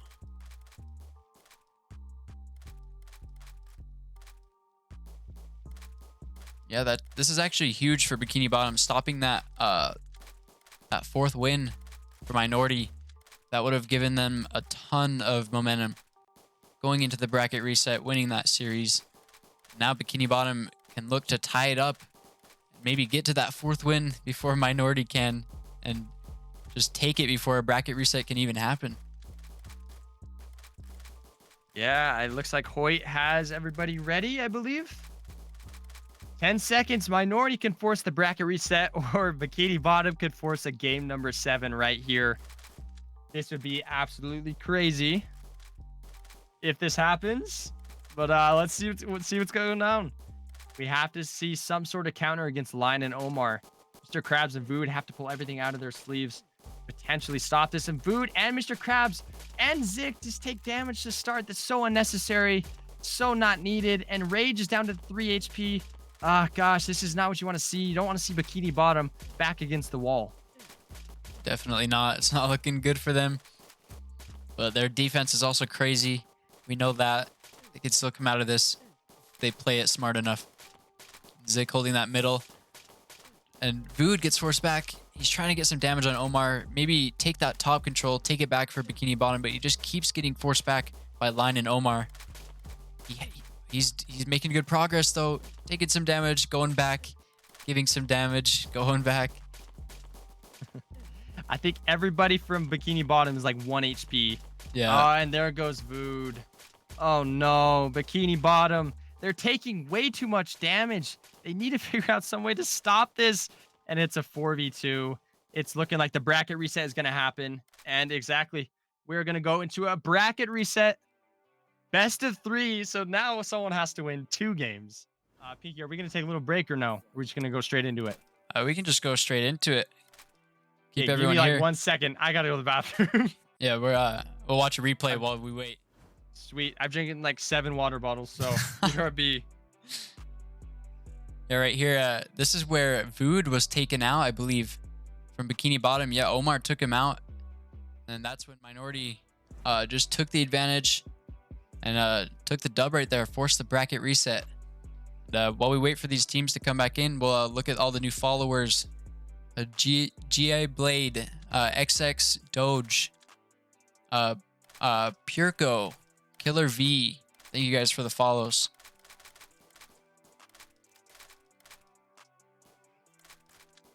Yeah, this bracket reset will be a best of 3, so a bit quicker than the best of 7. Whoever wins this will be the champions of Season 2 of the Graal Spar League. Looks like we got both teams ready to go. Best of 3. I'm ready for this matchup. It looks like chat had 57% for Minority, 43% for Bikini Bottom. That is insane. Minority are the favorites here, coming from that lower bracket. Need a bet on if Poopy washes his hands. Pyro says, "Don't do me like that. Don't do me like this, Bikini Bottom." Yeah, Pyro, you've been rooting for Zik.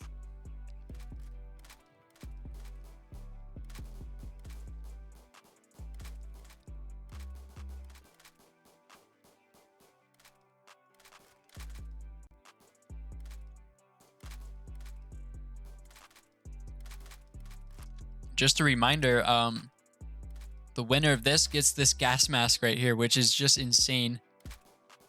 The animation is crazy. Shout out to Commander and Crom for working on this hat. Yeah, you definitely want first place. You want this hat. Not to mention the 20 EC that each person gets. I'm back. That's unreal. And Bamboozle is back. We're ready for the best of 3 bracket reset. Oh, here we go. Wow. Best of 3 bracket reset. Once again, you couldn't write it better.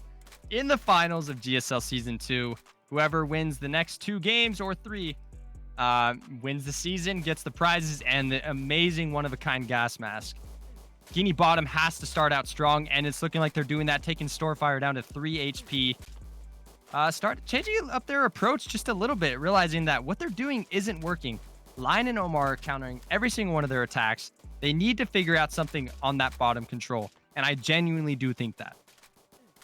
Yeah, definitely.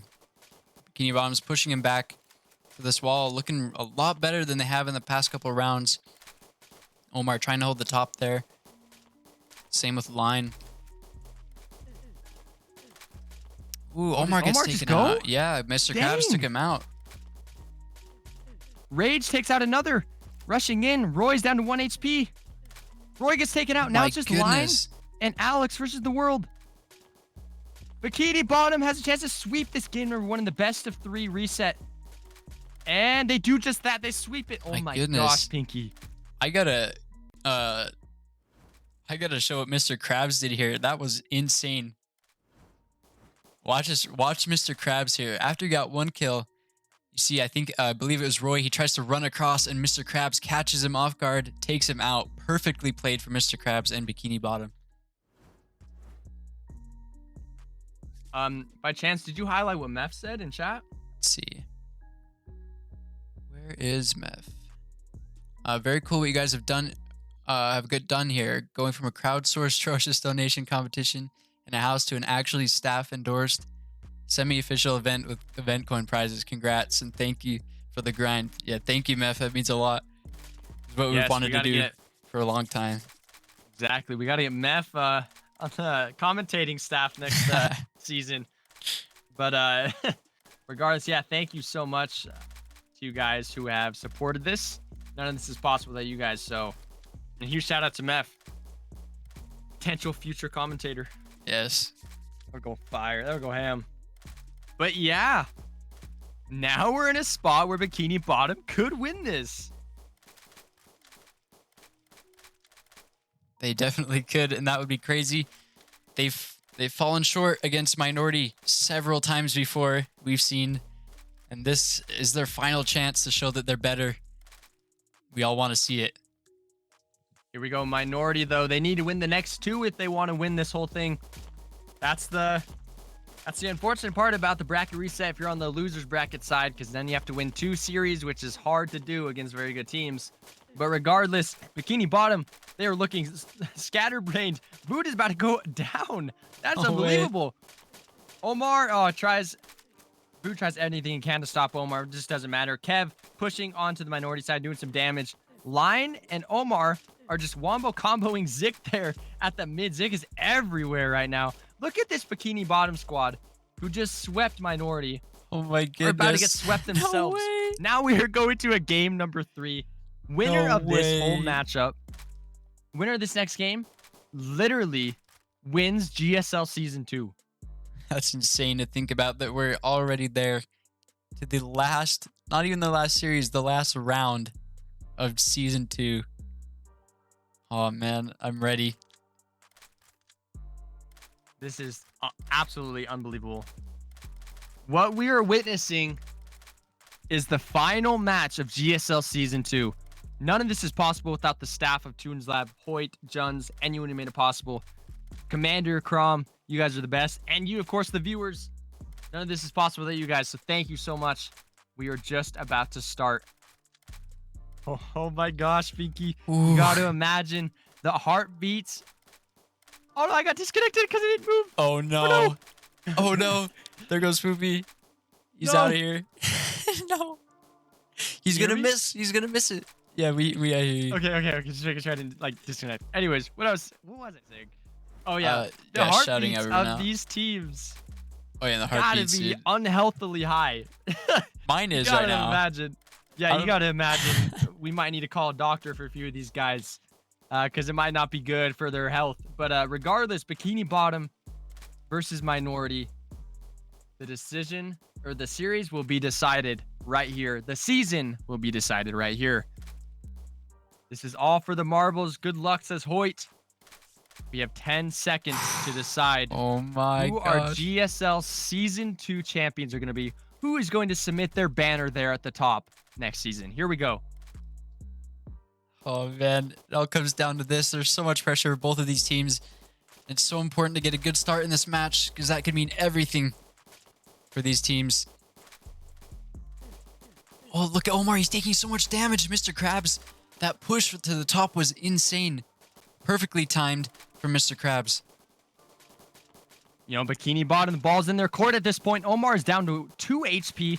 Zik, got to be careful. Don't want to push too far. And we saw the result there. He goes down to 3 HP. He's got to be really careful. Kev, Angry, or Rage down at the bottom. They're doing everything they can to just stop any sort of progression for Minority. But Stormfire does what Stormfire does. Goes down to 1 HP. He's got to be really careful. It does push back Bikini Bottom, though, super, super far. Ooh, Zig is down to 2 HP as well. Minority is kind of being pushed back to the wall of shame right now, Pinky. There's a lot on the line here for Minority. Oh. Definitely. And Omar's 1 HP. If he goes out, I think it's over for Minority. I'm calling it right now. If Omar goes out, it might be over. But Line is up there supporting him, helping him, trying to push back Vood and Zik. Line taking a ton of damage, and they're being pushed to the right wall. Bikini Bottom just pushing them. Oh, Minority. Line goes. Bikini Bottom wins. Bikini Bottom wins. GSL Season 2. We just witnessed history. Bikini Bottom, they're not second place anymore. They are the champions of Season 2 GSL. Can you believe this, Pinky? They went from losing to Minority 2 weekend qualifiers in a row.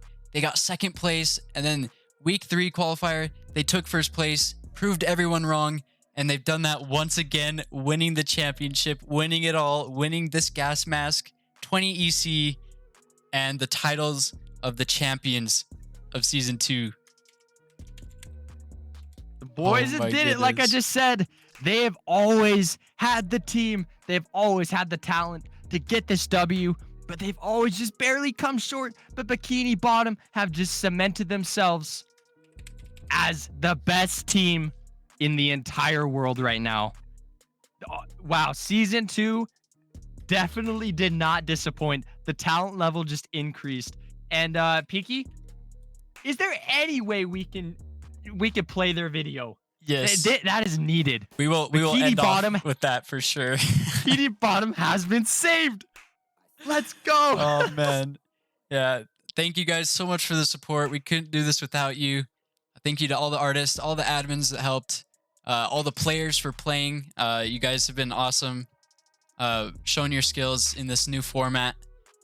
And Bikini Bottom takes first place. And yeah, that does it for the stream. If you have any points left, make sure to redeem them for some tro. And we will end off the stream playing Bikini Bottom's video that they made themselves. So yeah, if there's anything you have to say before we head out, Bamboozle? Just, you know, huge shout out to you guys, for real. None of this is possible without you guys. We really do appreciate all your support. You guys are the viewers, and you guys have supported so much. We really appreciate and love you guys. Huge shout out to Toons Lab, specifically Hoy and Juns, for taking times out of their busy days to help us out, hosting, setting up this arena. I will say this: Season 3 of GSL will not be as long of a wait as this Season 1 to Season 2 was. Yes. Just stay tuned. We'll have some stuff coming up here soon. But regardless, Bikini Bottom wins the gas mask, wins 20 EC each and 30k growlets each. Yes. They are the best team in the world, and this video is what we're going to show to prove it.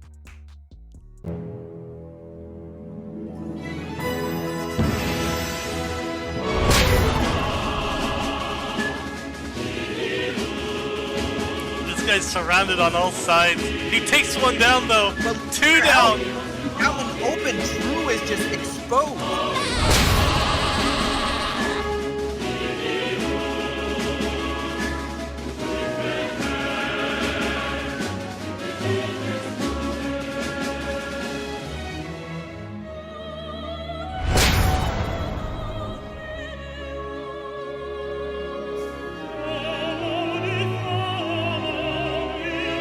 I just smacked the whole bottom. I just smacked the whole bottom piece. Yeah, yeah. Alex, help me.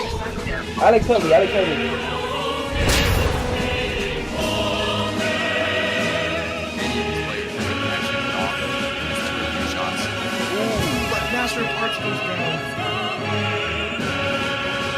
Master of Arts goes down. The stakes are at a very, very high level right now.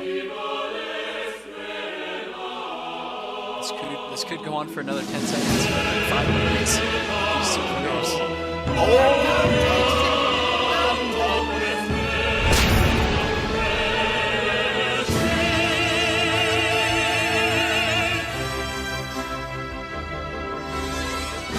Oh no. How long can he survive? He's the last one left. Yeah. Oh, look at him go! He's going.